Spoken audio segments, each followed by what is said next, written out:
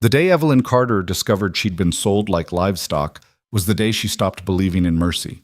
But what happened in the Duke's mansion 6 weeks later would shake the entire empire, because sometimes the ones they underestimate are the ones who burn the system down. Stay until the end to see how a woman with nothing defeated those who had everything. Drop a like if you believe courage beats cruelty, and comment what city you're watching from. Now, let's begin. The envelope arrived on a Tuesday morning, cream-colored and sealed with blood-red wax. Evelyn Carter stared at it through the cracked window of her apartment, watching the courier's gloved hand retreat down the fire escape. For a moment, she considered not opening it. Nothing good ever came in fancy packaging. Not to people like her. Not to the forgotten daughter of a dead gambling addict who'd left her nothing but unpaid rent and a surname that made landlords nervous. She broke the seal anyway. The words blurred together at first, legal terminology stacking like bricks. Binding agreement, contractual obligation, transfer of guardianship, immediate enforcement. Then 3 sentences emerged from the fog, sharp as broken glass. Your father, Thomas Carter, entered into a formal contract 7 years prior to his death.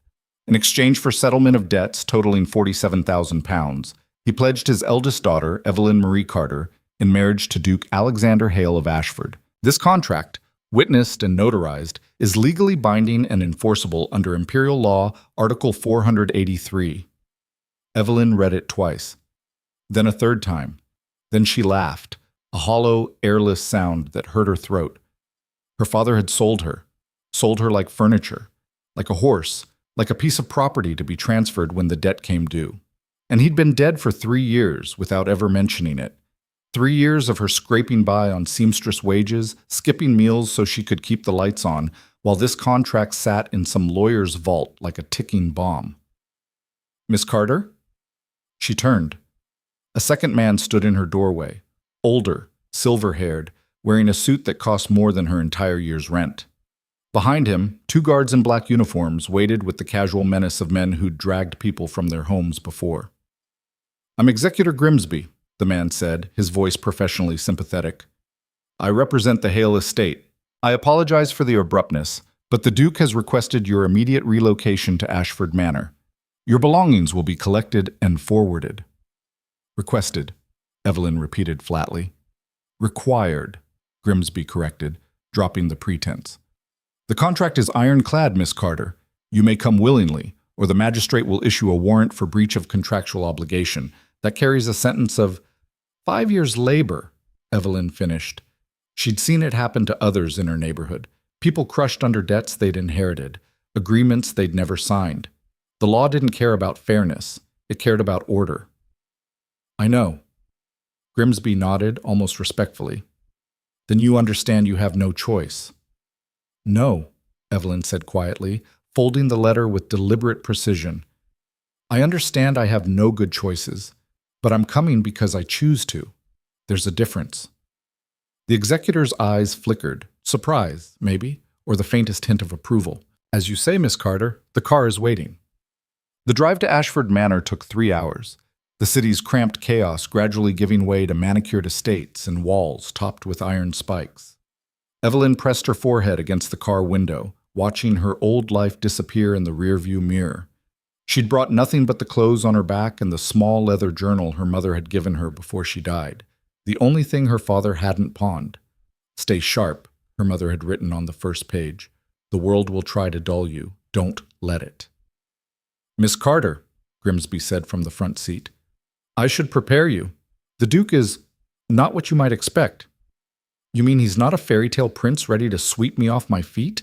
Evelyn's voice dripped sarcasm. I'm devastated. I mean, he's difficult, Grimsby said bluntly. Demanding, suspicious of everyone and generous to no one. He didn't ask for this arrangement any more than you did. Then why enforce it? Because the Duke's father made the agreement, and Alexander Hale honors his father's contracts, even the ones he despises. Evelyn filed that away. Honor, duty, legacy. The chains rich people wrapped around themselves and called virtue. The manor emerged from the trees like something out of a Gothic novel, all dark stone and towering spires, windows gleaming like predatory eyes. Servants moved across the grounds with mechanical efficiency, pruning hedges into geometric perfection. Everything screamed wealth and control, the kind of power that crushed people without even noticing. Grimsby led her through marble halls lined with portraits of stern-faced ancestors, each one looking more judgmental than the last. Evelyn kept her spine straight and her expression blank, refusing to gawk like some peasant seeing her first palace.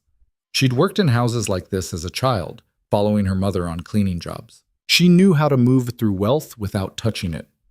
They stopped before a set of double doors carved with an ornate family crest, a hawk clutching a sword.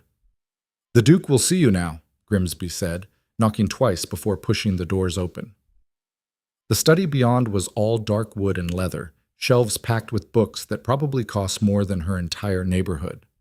Behind a massive desk sat a man who made the room feel small. Alexander Hale was not handsome in any conventional sense. His face was too sharp, too severe, all hard angles and clenched jaw, with gray eyes that looked like they'd forgotten how to soften. He wore his expensive suit like armor, and when he stood, he moved with the controlled precision of someone who'd trained their body into a weapon. He was, Evelyn realized with sinking clarity, exactly the kind of man who could destroy her without breaking a sweat. "Evelyn Carter," he said. Not a question, a statement of fact. "Duke Hale," she replied, matching his tone. His eyes narrowed slightly. "You're not what I expected." "Because I'm not crying. Not begging?" Evelyn lifted her chin. "I read the contract. I know my legal position. Falling apart won't change it." Something flickered in his expression. Not quite respect, but close. "Sit." "I'll stand." "That wasn't a request." "And I'm not a dog," Evelyn shot back. "If you want me to sit, ask properly." The room went deadly silent. Even Grimsby inhaled sharply. Alexander Hale stared at her for a long moment, and Evelyn stared back, heart hammering but refusing to look away. She'd been pushed around her entire life. By poverty, by loss, by a system designed to grind people like her into dust.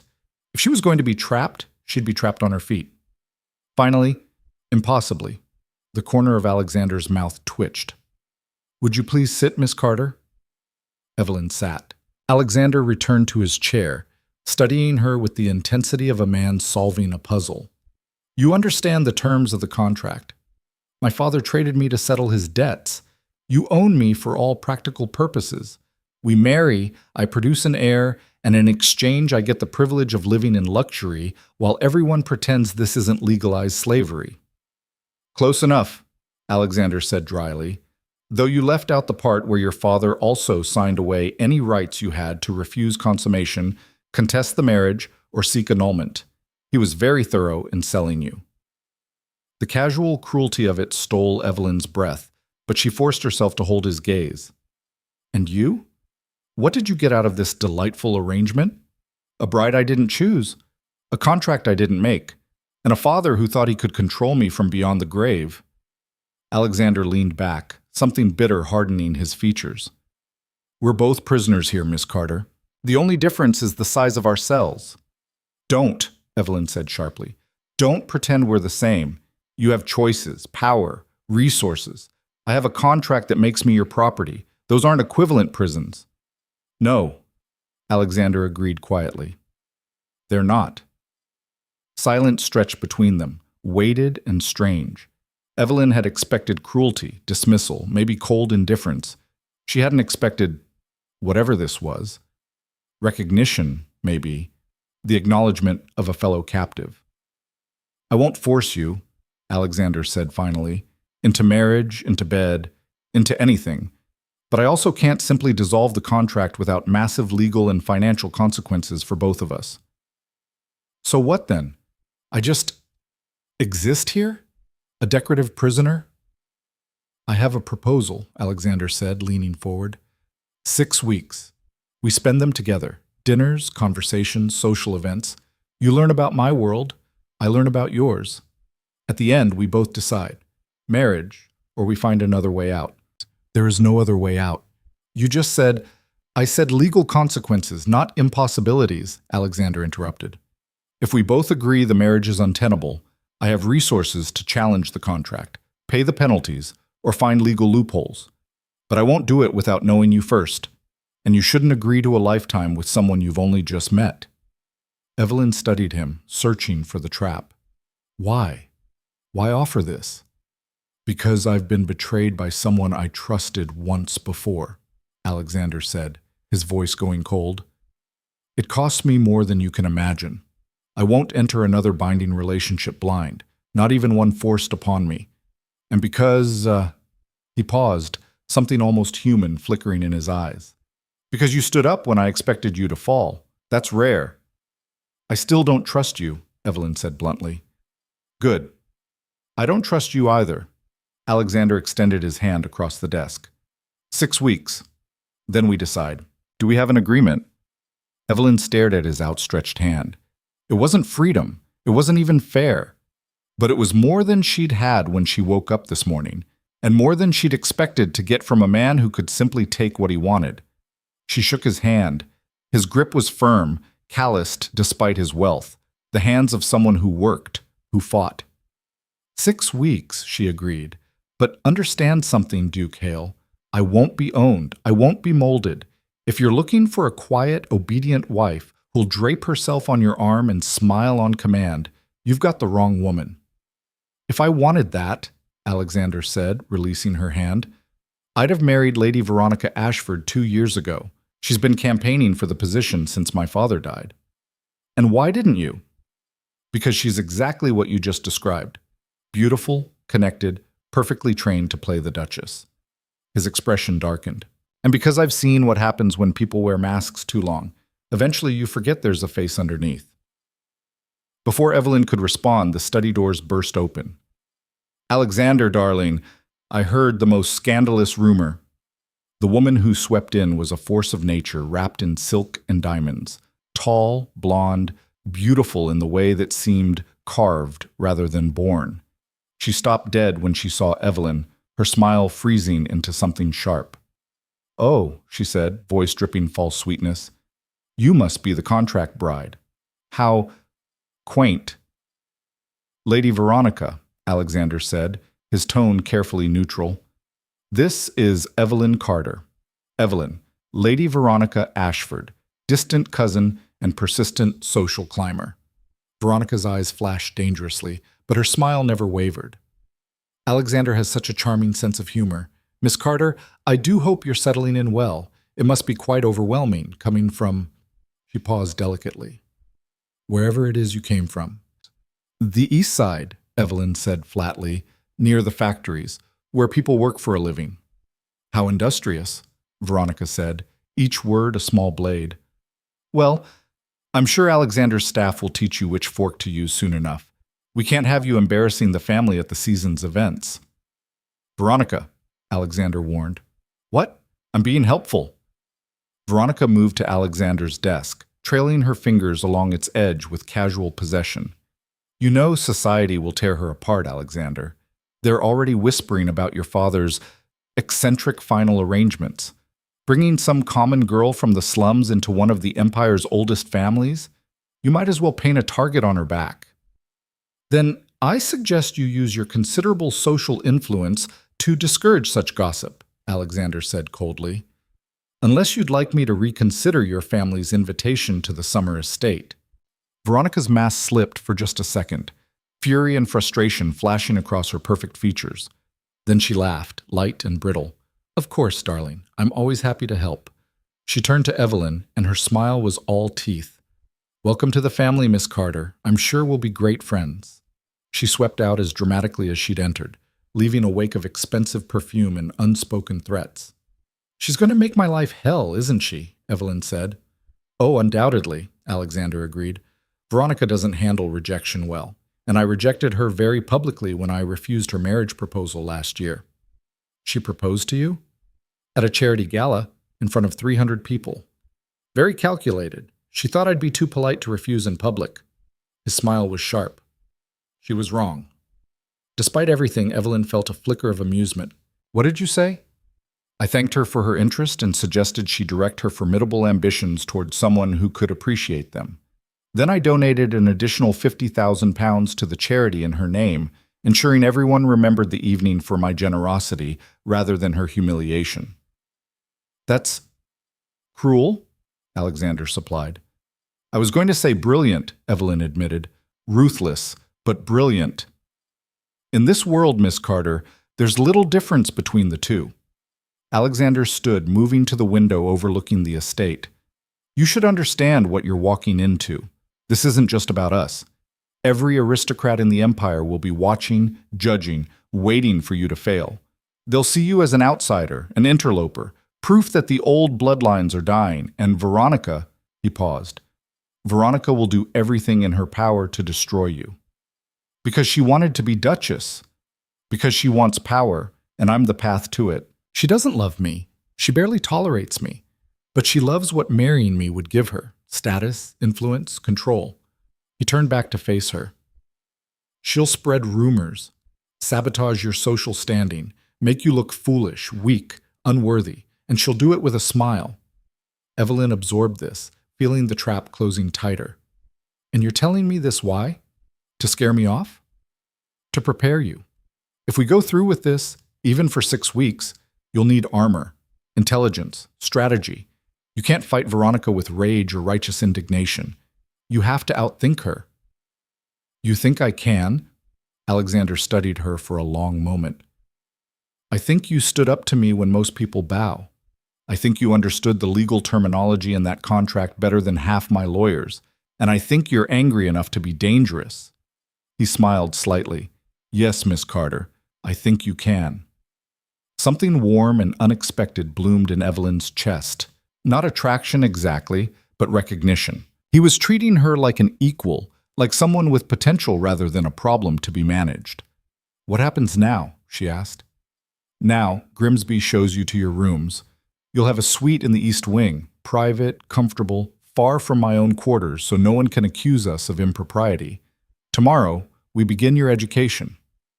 Education?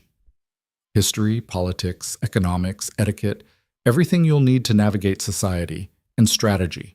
Because if you're going to survive 6 weeks in this world, you'll need to learn how to fight like we do, with words, influence, and perfectly timed social destruction. Despite herself, Evelyn smiled. You're going to teach me to be ruthless. I'm going to teach you to survive, Alexander corrected. The ruthlessness is just a side effect. Her suite was bigger than her old apartment, furnished with the kind of casual luxury she'd only ever seen in magazines.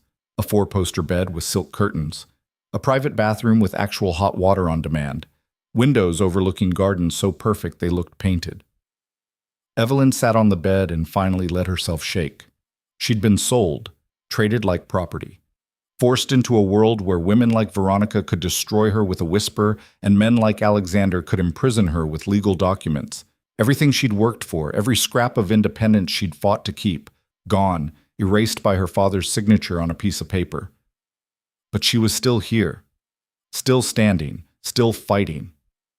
She opened her mother's journal, reading that first line again. Stay sharp. The world will try to dull you. Don't let it. I won't, Evelyn whispered to the empty room. I promise. A soft knock interrupted her thoughts. A young maid entered, barely older than Evelyn herself, carrying an armload of dresses. Begging your pardon, miss, but the Duke said you'd need proper clothing for dinner. I'm Sarah. I'll be your lady's maid. Evelyn stared at the dresses, each one worth more than she'd earned in a year. I don't need a lady's maid. With respect, miss, yes you do, Sarah said gently. Not because you're incapable, but because this world has rules. If you don't follow them, they'll use it against you. Let me help you learn. It was the kindness in her voice that broke Evelyn's resistance. All right, but Sarah, I'm going to need more than dress advice. I need intelligence, information, who's an ally, who's an enemy, what the real rules are versus what they pretend they are. Sarah's eyes widened, then a small smile appeared. I grew up in service, miss. I know which families treat their staff like furniture and which ones don't. I know which ladies have secret debts and which lords are one scandal from ruin. She lowered her voice. And I know Lady Veronica's been spreading poison about you since the moment she left the manor this afternoon. Already? She sent messages to every major household in the district. By tomorrow morning, every aristocrat within 50 miles will know the Duke's common bride is here, and they'll all be wondering if you'll survive your first dinner party. Evelyn felt rage crystallize into determination. Then I guess I'd better give them a show worth watching. Sarah's smile widened. I was hoping you'd say that, miss. Now, let's make you look like someone who belongs here, even if we both know the truth. Dinner was a battlefield dressed as a dining room. Evelyn entered to find 20 people already seated at a table long enough to host a small army, all of them in formal evening wear that probably cost more than her father's total debt. Every conversation stopped, every eye turned. Alexander rose from his seat at the head of the table, his expression unreadable. Everyone, this is Miss Evelyn Carter. She'll be staying at the manor for the foreseeable future. No mention of the contract, no explanation of her presence, just a statement of fact that left everyone else to fill in the blanks. How delightful, said an older woman dripping in jewels, her voice suggesting it was anything but. And where did you say Miss Carter hails from? I didn't, Alexander replied smoothly. Evelyn, please sit. He'd placed her directly across from him, between a nervous-looking young man and an older woman who studied her like a scientist examining a specimen. As Evelyn sat, she caught Veronica's eye from further down the table. The woman smiled sweetly, raising her wine glass in a mock salute. The first course arrived. Some kind of soup Evelyn didn't recognize, served in bowls worth more than her monthly rent. She watched the others, mirroring their movements. Outside spoon, small sips, napkin dabbed delicately. So, Miss Carter, the bejeweled woman said loudly, what does your family do? The trap was obvious. Force her to admit her poverty, her common origins, her complete lack of pedigree. The entire table waited, vultures sensing blood. My mother was a cleaning woman, Evelyn said clearly. She worked herself to death scrubbing rich people's floors. My father was a gambler who drank away everything she earned. I became a seamstress at 14 to survive. Shocked silence. This wasn't how these conversations went. You were supposed to lie, to obfuscate, to dress up poverty in prettier words. How honest, the woman said faintly. I find honesty efficient, Evelyn replied. It saves everyone the trouble of pretending we don't all know exactly where I came from.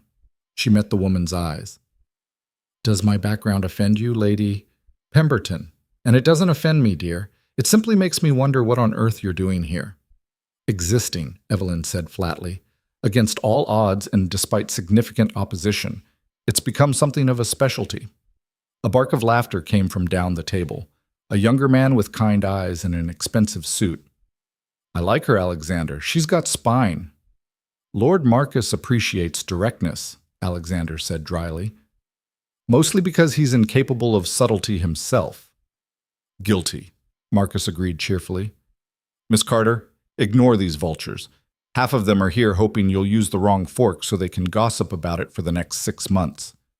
Then I'll have to disappoint them by using the correct one, Evelyn said, selecting her fish fork with deliberate precision. More laughter, this time spreading. She'd turned it around, made her poverty into honesty, her inexperience into charm. It wasn't much, but it was a start. The dinner continued, a dance of subtle jabs and careful deflections. Veronica asked about her education with false concern.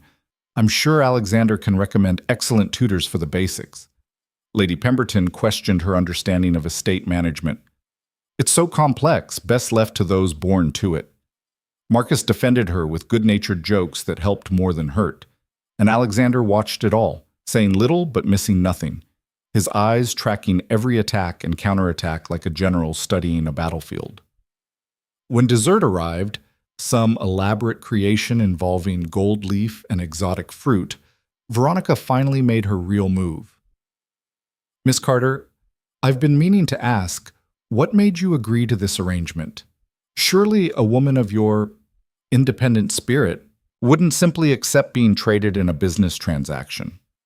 The table went silent again. The question was poison wrapped in silk. Agree, and she was mercenary. Object, and she was ungrateful. Evelyn set down her fork carefully. Lady Veronica, I didn't agree. I was sold. There's a difference. She looked around the table, meeting each set of eyes. My father signed a contract before he died, trading me for his debts. I learned about it yesterday morning. I had two choices, come here or go to prison for breach of contract. So no, I didn't agree. I survived, just like I've always done. The silence this time was different, heavier, uncomfortable. She'd stripped away the polite fiction that she was here willingly, forced them all to confront the ugliness underneath their elegant world. How dreadfully mercenary of your father, Lady Pemberton said finally, and for once there was genuine sympathy in her voice, to treat a daughter so carelessly. He treated everyone carelessly, Evelyn said. I'm just the one left cleaning up his messes. Aren't we all? Alexander murmured, so quietly only Evelyn heard. When dinner finally ended, Evelyn felt like she'd fought a war. Her face hurt from maintaining a neutral expression, her hands were cramped from gripping her silverware correctly, and her head pounded from tracking 20 different conversations for hidden traps. Alexander caught her arm as the others filed out toward the drawing room for after-dinner drinks. You handled that well, he said. I survived it, Evelyn corrected. There's a difference. Is there? He studied her face. You turned their weapons against them, made your poverty into honesty, your inexperience into charm. That's not survival, Miss Carter. That's strategy. Strategy would be knowing how to do it without feeling like I'm going to be sick afterward. His expression softened slightly. The sick feeling doesn't go away. You just get better at hiding it. He released her arm. Go rest. Tomorrow we start training in earnest. If you thought tonight was difficult, wait until you meet the full social circuit. Wonderful, Evelyn said dryly. Something to look forward to. She turned to leave, then paused. Duke Hale? Thank you, for not making it worse. Call me Alexander, he said quietly. If we're going to survive 6 weeks together, formality seems excessive. Alexander, she repeated, testing the name. Then call me Evelyn. If I'm going to be fighting your battles, I'd prefer we dispense with the titles. These aren't my battles, Alexander said. They're yours. I'm just providing the weapons and the training ground. Same thing, Evelyn replied. In this world, aren't all battles really about you? Your name, your legacy, your power? Alexander's jaw tightened. Is that what you think? That I'm using you to play social games? I think you're a man trapped by his father's decisions, same as me, Evelyn said honestly. But I also think you have power I don't, choices I can't make, and resources that mean your trap is fundamentally different from mine. So yes, Alexander, these might be my battles to fight, but they're battles that exist because of your world, not mine. For a long moment, he just stared at her. Then, slowly, he nodded. You're right, and I'm sorry for that. The apology surprised her more than anything else that had happened. Why? Because you shouldn't have to fight at all, Alexander said quietly. Because your father had no right to sell you, and mine had no right to buy you, and the law has no right to enforce it. But here we are anyway. Here we are, Evelyn agreed softly. They stood there in the empty hallway, two prisoners in different cages, united by their chains. 6 weeks, Alexander said finally. We'll figure it out, one way or another. One way or another, Evelyn repeated. She walked away feeling the weight of his eyes on her back and wondering which would kill her first. The aristocrats sharpening their knives, or the slow realization that the man who owned her contract might be the only ally she had in this entire gilded prison. Behind her, Alexander Hale stood alone in the hallway, staring at the space where Evelyn had been, and felt the first crack in the armor he'd worn for 3 years. The game had begun, and neither of them knew who would win. But they both knew, with terrible certainty, that someone was going to burn before it was over. The lessons began at dawn. Evelyn woke to Sarah drawing back the curtains, revealing a sky still bruised with night. The Duke requests your presence in the East Library, miss. He says to wear something you can move in. 20 minutes later, Evelyn entered the library to find Alexander waiting beside a table covered in books, maps, and what looked like financial ledgers. He'd traded his formal suit for simple trousers and a shirt with the sleeves rolled up, and the casual transformation made him look almost human. You're late, he said without looking up from the document he was reading. You didn't specify a time. Dawn means dawn. First lesson, in this world, punctuality is power. Make people wait. You're confident. Arrive late. You're disrespectful. Know the difference." He finally looked at her, his gaze sharp and assessing. "Did you eat?" "I'm not hungry." "That wasn't the question." He gestured to a side table laden with breakfast. "Eat. You can't think clearly on an empty stomach, and you'll need every advantage you can get." Evelyn wanted to argue on principle, but her stomach betrayed her with an audible growl. She sat, filling a plate with bread and fruit while Alexander continued. "Today we start with the basics. Who has power, why they have it, and how they use it against people like you. Tomorrow we'll cover the social calendar and which events are mandatory versus optional. The day after, etiquette training with Lady Hartford. She's brutal but fair. Then economics, history, and what I call applied strategic cruelty." Applied strategic cruelty? How to destroy someone's reputation without them knowing you're doing it until it's too late. Alexander pulled out a chair across from her, his expression serious. "Evelyn, you need to understand something. Last night was a test. They were measuring you, looking for weaknesses. You passed, barely. But Veronica and her allies won't stop. They'll escalate. And when they do, you need to be ready not just to defend yourself, but to strike back so hard they never try again." "You want me to become like them?" "I want you to survive them," Alexander corrected sharply. "There's a difference. They play these games because they enjoy it. Because cruelty is entertainment to people who've never known real suffering. You'll play because your life depends on it. That makes you dangerous in ways they can't imagine." Evelyn set down her fork, studying him. "What happened to you? To make you this way?" Alexander's expression shuddered. "That's not relevant to your education." "It is if I'm supposed to trust your methods. You said you were betrayed. By who? How?" For a long moment she thought he wouldn't answer. Then he stood, moving to the window, his back rigid. "Her name was Isabel. We were engaged 3 years ago, a love match, not a contract. She was beautiful, clever, from a respectable family. I thought I'd found someone who saw me, not just the title." His voice went flat, emotionless. "Turned out she was feeding information to my business rivals the entire time. Trade secrets, private negotiations, family vulnerabilities. By the time I discovered it, she'd helped orchestrate a deal that nearly bankrupted the estate and destroyed 5 years of work." "What did you do?" "I exposed her publicly, provided evidence to her family, made sure every relevant party knew she couldn't be trusted. She was disowned within a week and married off to a minor lord in the north, essentially exiled." He turned back to face Evelyn. "I showed no mercy because she'd shown me none. And I learned that trust is a luxury people like us can't afford." "I'm not her," Evelyn said quietly. "I know. If I thought you were, you'd be gone already." Alexander returned to the table, his expression softening slightly. "But I also can't pretend I'm not damaged by it. I see schemes everywhere now. Question every motive. It's exhausting and probably unfair to you, but it's what I have to offer." "Honesty," Evelyn said.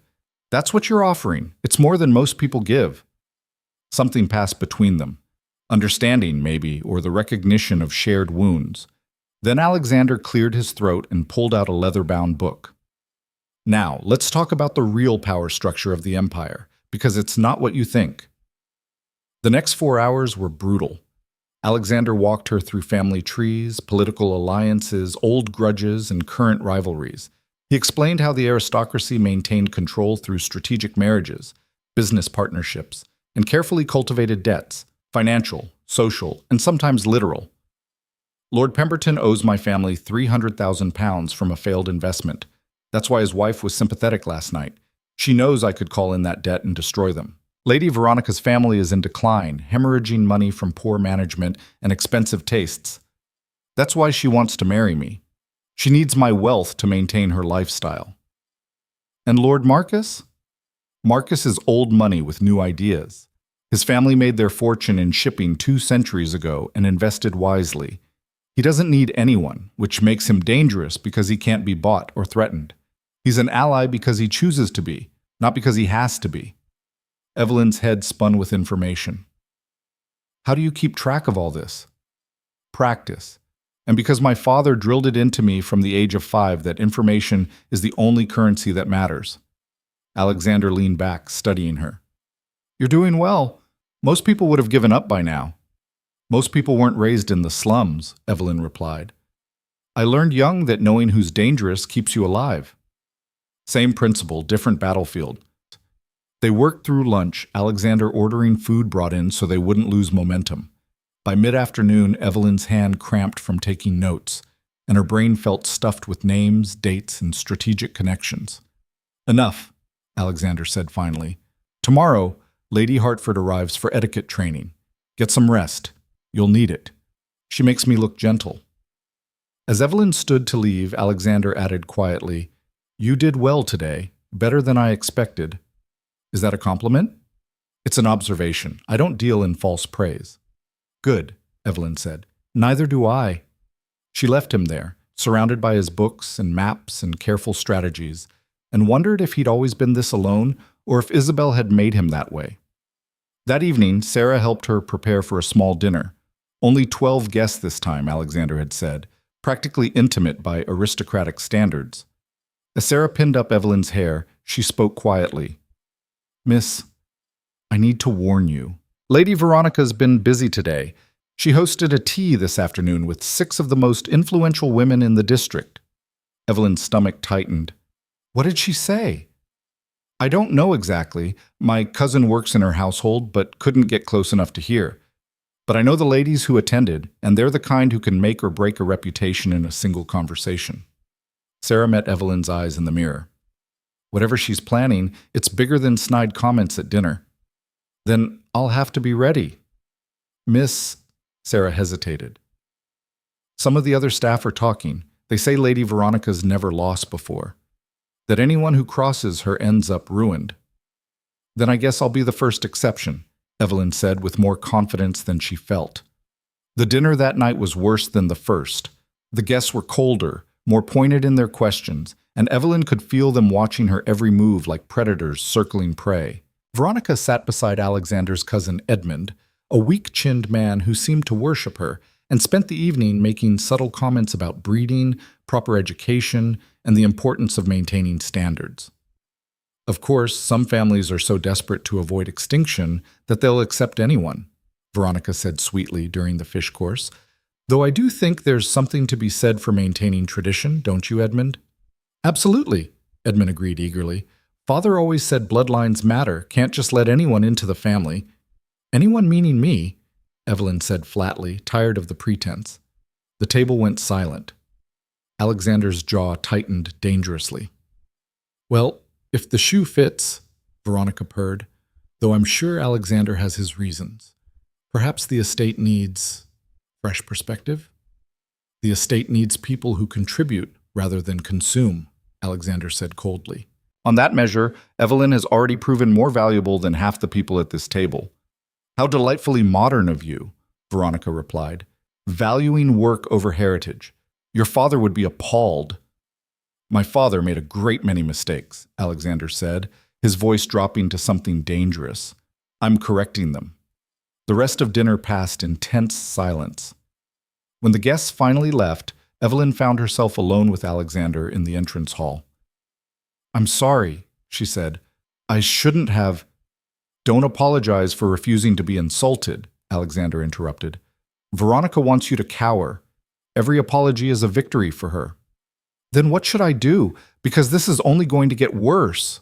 Yes, Alexander agreed. It is. Which is why tomorrow we change tactics. You've been playing defense. It's time to attack. The next morning brought Lady Hartford, a steel-haired woman in her 60s with eyes like a hawk and a voice that could cut glass. She spent 6 hours drilling Evelyn on everything from proper curtsy depth to the correct way to hold a teacup, critiquing every movement with brutal efficiency. Your posture suggests you're apologizing for existing. Stand up straight. Own the space. That curtsy is an insult. Deeper, but keep your back straight. You're showing respect, not groveling. When someone insults you, smile as if they've complimented you. Never let them see they've drawn blood. By noon, Evelyn was exhausted and frustrated. I'm never going to get this right. No, Lady Hartford agreed calmly. Not perfectly. But perfection isn't the goal. Confidence is. These people can smell fear like sharks smell blood. Show them you're uncertain and they'll devour you. She studied Evelyn critically. But you have something they don't. You've survived real hardship. Use that. Let them see you're not afraid of their judgment because you've faced worse. Have I, though? Evelyn asked bitterly. Because right now this feels impossible. Lady Hartford's expression softened fractionally. Child, I was born in a fishing village. Married a lord at 16 because my parents needed the money. The aristocracy made me feel worthless every day for 40 years. She straightened, becoming steel again. Then my husband died and left me everything. I spent the next 20 years teaching young women how to navigate this world without losing themselves. You can do this. You simply have to decide you're worth the effort. The words hit harder than any critique. Evelyn swallowed hard and nodded. Again. Show me again. They worked until sunset. When Lady Hartford finally left, she squeezed Evelyn's hand briefly.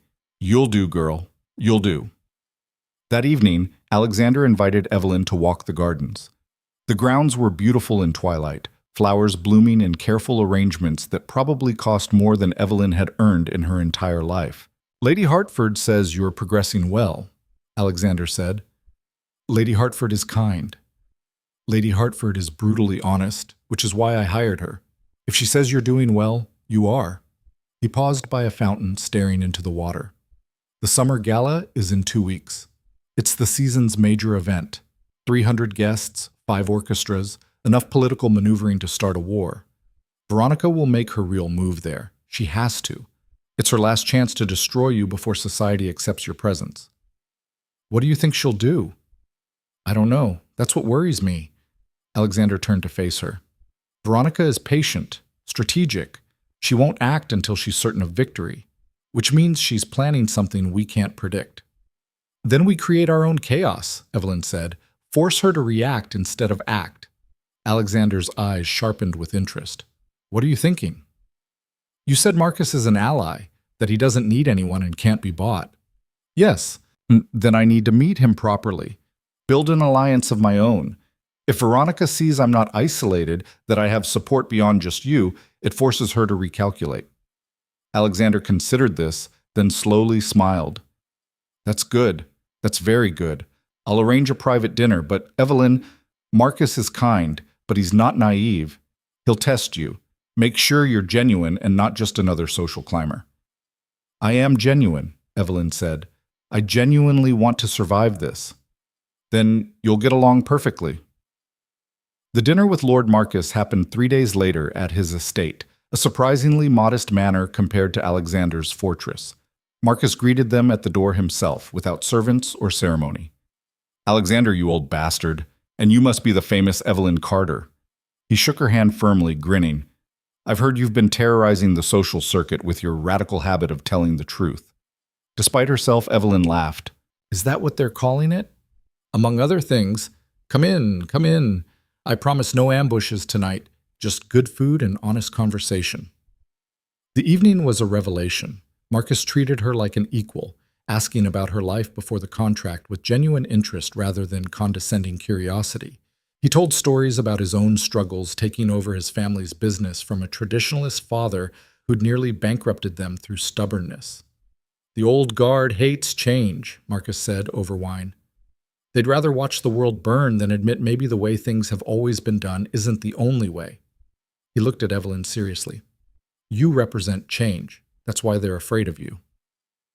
I'm not trying to change anything. I'm just trying to exist. Same thing, in their eyes.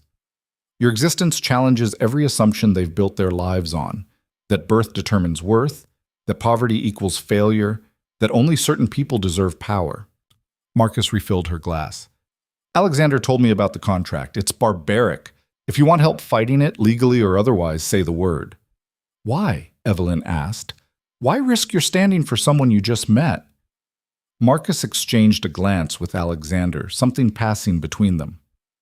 Because I've watched Alexander isolate himself for 3 years. Watched him turn into someone cold and calculating because he's afraid of being hurt again. Then you show up, and suddenly he's teaching you strategy, taking walks in gardens, actually engaging with life again. He smiled at Alexander's scowl. So selfishly, I'm helping you because you're helping him, but also because I like you. You've got fire. The evening ended with Marcus promising to attend the summer gala and to bring allies, younger aristocrats who were tired of the old guard's stranglehold on power. As they rode back to the manor, Alexander was quiet. "Thank you," he said finally, "for what Marcus said about me. Is it true? Have you been isolating yourself?" "Yes," Alexander admitted. "After Isabel, it seems safer to trust no one, need no one. But it's also—" He trailed off, struggling with words. "Lonely, exhausting. I didn't realize how much until you arrived and forced me to engage again." "I haven't forced you to do anything." "Haven't you?" Alexander smiled slightly. "You're impossible to ignore, Evelyn. You challenge everything, question everything, refuse to simply accept the way things are. It's infuriating and refreshing in equal measure." Something warm bloomed in Evelyn's chest, dangerous, unwelcome, undeniable. She pushed it down ruthlessly. She couldn't afford feelings, not now. Not for a man who owned her contract and held all the power. But when his hand brushed hers in the carriage, she didn't pull away. The next week passed in a blur of preparation. More etiquette training, strategy sessions, Sarah teaching her which gossip to believe and which to dismiss, Marcus visiting twice more, each time bringing intelligence about Veronica's movements. "She's been meeting with the Ashford cousins," Marcus reported. "All of them, building a coalition." "For what?" Alexander demanded. "I don't know yet. But whatever she's planning, it's big. She's calling in every favor, every connection. She's going to war." The night before the gala, Evelyn couldn't sleep. She stood at her window, staring at the dark grounds, feeling the trap closing tighter. Tomorrow would determine everything, whether she'd survive in this world or be crushed by it. A knock at her door startled her. She opened it to find Alexander still dressed despite the late hour. "Couldn't sleep either?" he asked. "Too much to think about." "Come with me. I want to show you something." He led her through the manor's dark halls to a locked door she'd never noticed. Inside was a small room lined with portraits, not the formal ancestors displayed throughout the house, but casual paintings of regular people, children playing, servants laughing, a woman in working clothes holding a baby. "My mother," Alexander said quietly, gesturing to the woman. "She was a merchant's daughter. My father married her against his family's wishes because he loved her. The family never forgave her, called her common, unsuitable, a stain on the bloodline." His voice went rough. "She died when I was 10. My father locked these paintings away because they reminded him of what he'd lost. I found them after he died." Evelyn stared at the painted woman, seeing the warmth in her eyes, the strength in her posture. "She's beautiful." She was everything they accused her of being, common, unsuitable, wrong for this world. And she was also the best person I ever knew. Alexander turned to Evelyn. "My father loved her, but he also spent their marriage trying to change her, to make her fit the mold. It killed something in her. I watched it happen." He met her eyes. "I won't do that to you. Whatever happens tomorrow, whatever we decide after these 6 weeks, I won't try to make you into something you're not. Promise me you won't let anyone do that. Not Veronica, not society, not even me." "I promise," Evelyn whispered. They stood there in the dim room, surrounded by ghosts, and Evelyn felt something shift between them, from necessity to choice, from alliance to something deeper and far more dangerous. "We should sleep," Alexander said roughly. "Tomorrow requires us both at our best." But neither of them moved, held by the moment, by the understanding that tomorrow might change everything and they weren't ready for it. Finally, Evelyn stepped back. "Good night, Alexander." "Good night, Evelyn." She returned to her room, heart pounding, and knew with terrible certainty that she was falling for a man she couldn't afford to love. A man who owned her contract but was just as trapped as she was. A man who'd shown her his mother's hidden portraits and asked her to stay whole. The summer gala was 18 hours away. Whatever Veronica had planned, whatever trap she'd set, Evelyn would face it. Not just for survival, not just for freedom, but for the possibility that maybe, just maybe, she and Alexander could build something real from this forced beginning. Outside her window, storm clouds gathered on the horizon, dark and heavy with rain. The storm broke just after midnight, rain hammering against the windows like accusations. Evelyn gave up on sleep entirely and spent the dark hours reviewing everything Lady Hartford had taught her, every strategy Alexander had outlined, every weakness Marcus had identified in Veronica's coalition. By dawn, she felt scraped hollow, raw and exhausted, but grimly ready. Sarah arrived early, her face pale. "Miss, there's already talk in the servants' quarters. Lady Veronica arrived an hour ago with a full entourage. She's been closeted with the Ashford cousins ever since." "Planning their attack," Evelyn said flatly. She stood, squaring her shoulders. "Then let's make sure I look like someone worth destroying."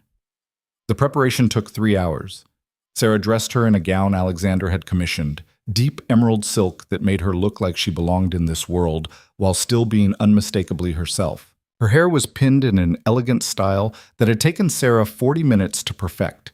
Jewelry borrowed from Alexander's mother's collection. The real pieces, not the showy ones, Sarah had explained. Understated wealth that spoke louder than diamonds. When Evelyn finally looked in the mirror, she barely recognized herself. She looked like someone powerful, someone dangerous. She prayed it was enough. The ballroom had been transformed into something from a fever dream.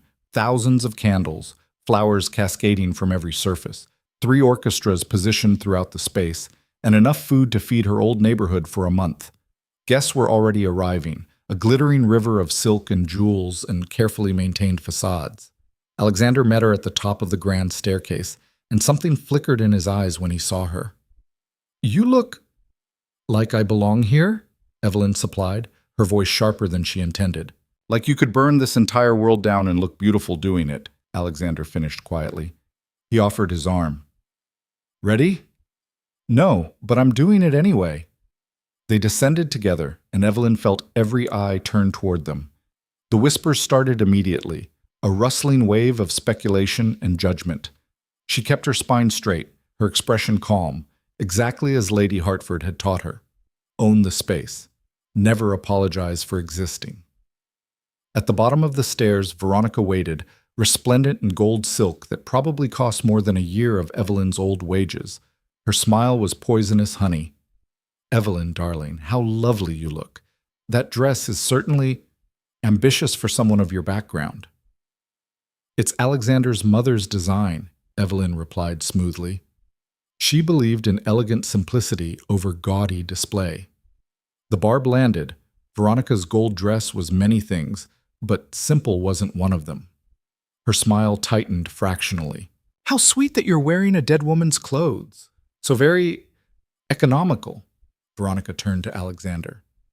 "Darling, Edmund and I were just discussing the estate finances. He's terribly concerned about some of your recent decisions." "Edmund's terribly concerned about many things," Alexander said coldly. "Most of them none of his business." "Family is always our business," Veronica purred. "Speaking of which, I've invited several cousins tonight who are eager to meet your guest. I hope you don't mind." "Why would I mind?" Alexander's voice carried warning. "No reason at all," Veronica said, her smile widening. "I simply want everyone to feel welcome, even those who perhaps don't quite fit." She swept away, leaving a wake of expensive perfume and unspoken threats. Alexander's jaw was granite. "She's setting something up," he muttered. "Stay close to me tonight." But staying close proved impossible. Within an hour, Evelyn was pulled into a dozen conversations, each one a carefully disguised interrogation. Where had she gone to school? What was her family's business? Did she have experience managing an estate? The questions came wrapped in false concern and dripping with condescension. Lady Pemberton cornered her near the champagne fountain. "My dear, I feel I must warn you. There are rumors circulating. Terribly ugly ones." Evelyn's stomach dropped. "What kind of rumors?" "About your father's debts. Some people are saying they were far worse than anyone knew, that he owed money to some very unsavory characters." Lady Pemberton's expression was sympathetic, but her eyes were hungry. "Criminal organizations, they're saying, the kind that don't simply forgive debts when someone dies." "My father's debts were paid by the contract," Evelyn said carefully. "That was the arrangement." "Oh, the legal debts, certainly. But what about the others? The ones not on any official record?" Lady Pemberton leaned closer. "I do hope you're not bringing danger to Alexander's doorstep, dear. The family has suffered enough scandal." Evelyn felt ice crystallize in her veins. This wasn't random gossip. This was coordinated. Veronica's opening move. My father's affairs are in the past, Evelyn said firmly. I'm not responsible for his choices. Aren't you, though? Lady Pemberton's voice dropped to something almost pitying. You're here because of those choices, living in luxury while those he wronged go unpaid. Some might call that profiting from crime. Before Evelyn could respond, a commotion erupted near the entrance. A man in a dark suit was arguing with the security guards, his voice rising.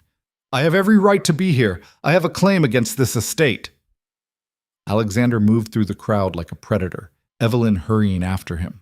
The man was middle-aged, rough-looking, with the hard edge of someone who'd fought for everything he had. Who are you? Alexander demanded. Name's Porter. Your bride's father owed me 12,000 pounds. I got documentation right here. He thrust a crumpled paper toward Alexander. He borrowed it to cover gambling losses, promised to pay back with interest. Then he died, and I got nothing. Now I hear his daughter's living in luxury while I'm facing bankruptcy because of that debt. The crowd had gone silent, everyone straining to hear. Evelyn felt the trap snap shut around her. This was it. Veronica's real attack, not subtle social destruction, but public humiliation backed by legal claims. That debt isn't mine to pay, Evelyn said, her voice carrying across the sudden silence. I never agreed to it, never benefited from it. But you're benefiting now, aren't you?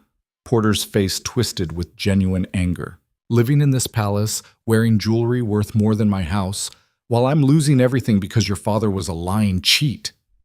I didn't choose this. Evelyn's own anger flared. I was sold to settle his debts, the legal ones. If he owed you money, that's a matter for the courts, not me.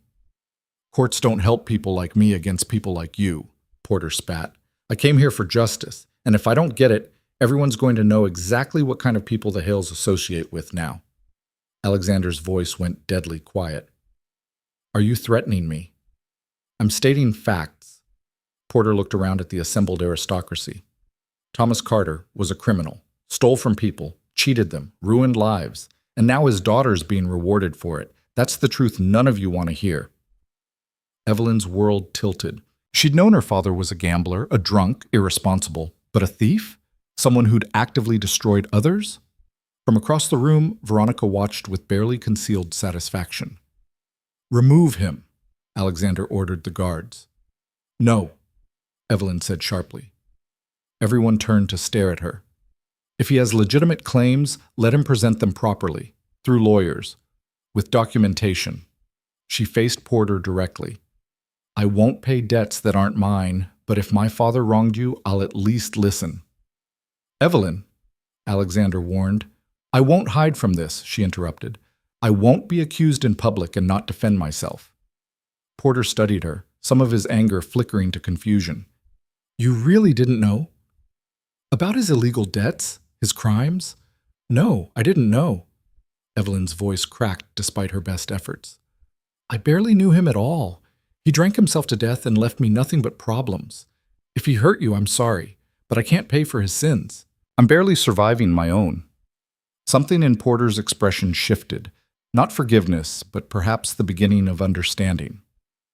Your father said he had a daughter, never mentioned he'd traded her like property. He looked at Alexander with disgust. Maybe the real criminal here isn't the dead drunk, but the rich bastard who thought he could buy a human being. The accusation hung in the air like smoke. Alexander's face went white, then red. Before he could respond, Veronica's voice rang out, sweet as poison. How noble of you, Evelyn, to defend yourself. Though I do think Mr. Porter raises valid concerns. Perhaps we should discuss this more, privately? So many delicate matters to address. No, Evelyn said, something snapping inside her. No more privacy. No more whispers. If you have something to say, Veronica, say it now, in front of everyone. The ballroom went silent. Even the orchestras stopped playing. Veronica's smile was triumphant. This was exactly what she'd wanted. Very well, since you insist on honesty. Veronica produced a folder from somewhere, holding it up for all to see. I've been conducting my own investigation into your background, Evelyn. Simply due diligence, you understand. And I've discovered some fascinating things. Veronica, stop this, Alexander said dangerously. Stop what? Protecting the family? Exposing the truth? Veronica opened the folder with theatrical precision. Thomas Carter wasn't just a gambler and a drunk. He was under investigation for fraud when he died.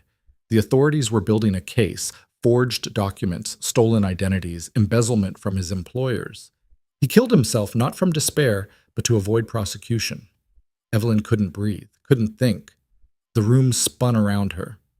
Furthermore, Veronica continued relentlessly, there are outstanding warrants for unpaid debts totaling over £100,000. Debts that legally can be transferred to his next of kin if they inherit anything of value. Which means, Alexander, the moment you marry her, those debts become yours. The estates, all of it. That's not how the law works, Marcus shouted from the crowd. Isn't it, though? Veronica smiled at him. I've had 3 solicitors review the case. The contract Alexander's father signed makes Evelyn part of the Hale estate. Any debt she inherits also transfer. It's an old law, rarely enforced, but perfectly valid. Alexander looked like he'd been struck. You're lying. Am I? I have the documentation right here. Witnessed, notarized. Your father's contract didn't just buy you a bride, Alexander. It bought you financial ruin. Veronica's expression was pure triumph. Unless, of course, you dissolve the contract and remove her from the estate. Immediately. The silence was suffocating. Evelyn felt 300 pairs of eyes on her, judging, condemning. Everything she'd survived, the poverty, the loss, the desperate fight for dignity, reduced to this moment, proof that she'd never belonged, that her father's sins had marked her indelibly. The documentation is fake, Alexander said, but his voice wavered. Then have your solicitors review it. Take your time. But until then, Veronica gestured to the guards. I think it's best if Miss Carter is removed from the premises, for everyone's protection. Who knows what other secrets she's hiding? You can't do this, Evelyn whispered. I just did, darling. Veronica's smile was radiant. Sometimes the truth is the cruelest weapon of all. Edmund stepped forward, flanked by 2 other Ashford cousins. Alexander, as family, we're formally requesting Miss Carter's immediate removal. Until this matter is investigated properly, she represents a legal and financial threat to the estate. She represents nothing, Alexander snarled. This is a conspiracy. Then prove it, Edmund challenged. But until you do, she needs to go. The family's reputation is at stake. Evelyn watched Alexander's face, saw the war happening behind his eyes. Duty versus instinct, trust versus self-preservation. She'd asked him to choose her once before, when they barely knew each other. Now she was asking again, but the cost was everything he'd built, everything he'd protected since Isabel's betrayal. Alexander, she said quietly, it's okay. I'll go. No. The word was torn from him. You're not going anywhere. Look at the room, Evelyn insisted. Everyone believes her. Even if it's lies, the damage is done. If I stay, they'll destroy you to get to me. Let them try. Alexander stepped forward, positioning himself between Evelyn and the crowd. I don't care about documentation or debts or what Thomas Carter did. Evelyn is here because my father's contract demands it. That contract is legal and binding. She stays. Even if it bankrupts you? Veronica asked sweetly. Even then. The simple declaration shook something loose in Evelyn's chest. He was choosing her. Not because he had to. Not because of the contract. But because despite everything, the manipulation, the risk, the impossibility, he trusted her. But trust wasn't enough against Veronica's poison. How touching, Veronica said. But unfortunately, there's more. Mr. Porter wasn't the only creditor your father wronged, Evelyn. There are others, 7 of them, to be precise. And they've all agreed to file formal claims against the estate if you remain here. She produced more documents, fanning them like cards. Legal claims that will tie up the Hale finances for years. Destroy your business dealings, Alexander. Ruin your reputation, all because you're protecting a woman whose father was a criminal. My father's crimes aren't mine, Evelyn shouted. Aren't they? You lived in his house, benefited from his money, however briefly. Knew he had debts. Veronica's voice hardened. You knew he was trouble and you came here anyway, bringing all his disasters with you. That makes you complicit. That makes her a daughter trying to survive, Alexander shot back. Something you'd understand if you'd ever had to fight for anything in your privileged life. Veronica's mask finally cracked, fury blazing through. Privileged? You think this is privilege? I've spent years building alliances, maintaining relationships, positioning myself perfectly, and you threw it away for some slum girl with nothing. She was breathing hard, control slipping. You could have married me. We could have been powerful together. Instead, you chose this. Someone common, someone beneath you, someone who'll destroy everything your family built. No, Alexander said quietly. You would have destroyed it, slowly, elegantly, until there was nothing left but a beautiful corpse. He turned to the crowd. If anyone wants to file claims against the estate because of Thomas Carter's debts, let them. My solicitors will fight every single one. But Evelyn Carter stays here, with me, and anyone who has a problem with that can leave now. The ballroom erupted into chaos, arguments, gasps, people hurrying to choose sides. Some guests started for the exits. Others clustered around Edmund and Veronica, forming a hostile mass. Marcus fought his way to Alexander's side, 3 younger lords with him. We're with you, Marcus said firmly, but they were outnumbered, badly. Then Porter spoke up, his voice cutting through the noise. I still want my money, but I ain't part of whatever this is. He gestured at Veronica. That lady approached me 2 days ago, offered to pay me £5,000 if I showed up here tonight and made a scene. Said she just wanted to expose the truth. He spat on the polished floor. Truth is, rich people play games and people like us get used as pawns. I'm done. He walked out, leaving silence in his wake. Veronica's face went pale. He's lying. I never... You did, though, another voice called out. An older woman Evelyn didn't recognize stepped forward. I watched you meet with him at the Swan Inn. I run the place. You paid him half up front, promised the rest after tonight. The tide began to turn. Whispers changed tone, now directed at Veronica instead of Evelyn. The lady's mask was crumbling, revealing something desperate and vicious underneath. It doesn't matter, Veronica screamed. The debts are still real. The documents are real. She's still going to destroy him. Then let me see them, Alexander demanded. Right now. If they're legitimate, show me. Veronica clutched the folder tighter. You'll see them when my solicitors present them formally. Because they're fake, Marcus said flatly. Aren't they, Veronica? You had them forged, paid someone to create a paper trail that doesn't exist. You can't prove that. Can't I? I've been investigating your finances for 3 weeks. You're broke, Veronica. Your family's broke. You need Alexander's money desperately. And when you realized he was falling for Evelyn instead of crawling back to you, you panicked. Marcus's voice was hard. This wasn't strategy. It was desperation. Veronica looked around the room, at the faces that had supported her, now filled with doubt. At Edmund, who was slowly backing away. At the coalition she'd built, crumbling before her eyes. I did this for us, she said to Alexander, her voice breaking. For our world. She doesn't belong here. Can't you see that?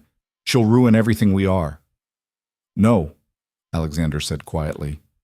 You already did that yourself. Veronica's face twisted into something ugly. You'll regret this. I'll make sure everyone knows you chose some criminal's daughter over your own kind. You'll be shunned, mocked, destroyed. Then I'll be destroyed with someone I chose, Alexander replied. Not someone who chose me for my title. Veronica stared at him for a long, terrible moment. Then she turned and ran. Not walked, ran, from the ballroom, her gold dress streaming behind her like a banner of defeat. The room exploded into conversation. Some guests left immediately, unwilling to be associated with the scandal. Others stayed, drawn by the drama or genuinely supportive. Edmund and several Ashford cousins followed Veronica, making their allegiance clear. Evelyn stood frozen in the center of it all, unable to process what had just happened. She'd been publicly accused, nearly destroyed, and somehow survived. But the cost... Alexander took her hand, his grip almost painful in its intensity. Are you all right? I don't know, Evelyn admitted. Her voice sounded distant to her own ears. Alexander, what if some of it's true? What if my father really did those things and there are debts? Then we'll face them, Alexander said firmly. Together, whatever comes. You can't promise that. You don't know what— I know you, Alexander interrupted. I know you're not your father. I know you fought every day of your life just to exist, and you're still fighting. That's enough. That's more than enough. Marcus appeared with champagne glasses, thrusting them into their hands. Drink, both of you. You just survived Veronica Ashford's full assault. That deserves celebration. She'll come back, Evelyn said, with more lies, more attacks.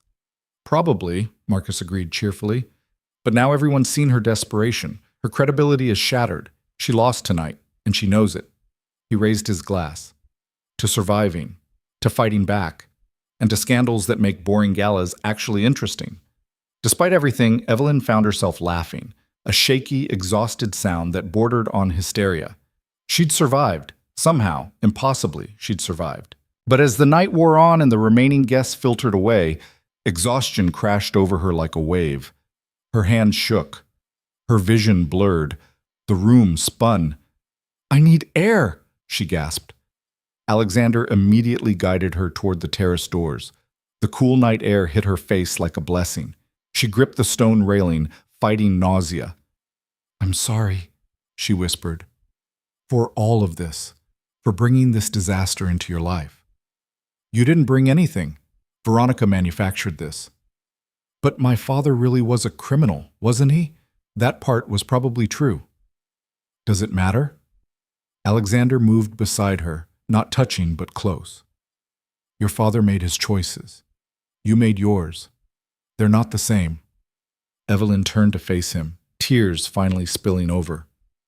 I was so scared. When she showed those documents, when everyone was staring at me like I was something dirty, I was terrified. I know. But you stayed. You chose me even when it could have cost you everything. Of course I did. Alexander reached up, gently wiping tears from her cheek. Evelyn, somewhere in the last 2 weeks, this stopped being about the contract. I don't know exactly when. Maybe when you stood up to me that first day. Maybe when you told that dinner party you'd been sold and dared them to judge you. But it stopped being obligation and became something else. Her breath caught. Alexander. A crash from inside the ballroom interrupted them, shouting, the sound of something breaking. They rushed back inside to find chaos. The remaining guests were backing away from the entrance hall, where 2 men in dark uniforms, police, Evelyn realized with horror, stood with a terrified-looking servant. We're looking for Miss Evelyn Carter, one officer announced. We have a warrant for her arrest. Everything stopped. The air itself seemed to freeze. On what charge? Alexander demanded, moving protectively in front of Evelyn. Theft, the officer said, pulling out a formal document. The Royal Treasury reports that several pieces of jewelry have gone missing from their vaults. Jewelry that was scheduled to be displayed at the Imperial Museum. They've traced the theft to items currently in this manor, specifically pieces being worn by Miss Carter tonight. Evelyn looked down at the necklace around her throat, the bracelet on her wrist. Alexander's mother's jewelry, borrowed from the family collection. That's impossible, Alexander said. Bah, this jewelry has been in my family for generations. Do you have documentation proving ownership? Original purchase receipts? Alexander's face went white. My father kept those records. After he died, we've been sorting through. Then until you can prove ownership, the jewelry is considered stolen property. The officer stepped forward. Miss Carter, you need to come with us. She didn't steal anything, Alexander shouted. Then she can prove that at the station. The officer's expression was sympathetic but firm. Please don't make this difficult, Your Grace. The law applies to everyone. Evelyn felt the world collapse around her. This was Veronica's backup plan, the real weapon she'd kept hidden until the perfect moment. Frame Evelyn for theft, destroy her completely, not just socially, but legally. She'd lose everything.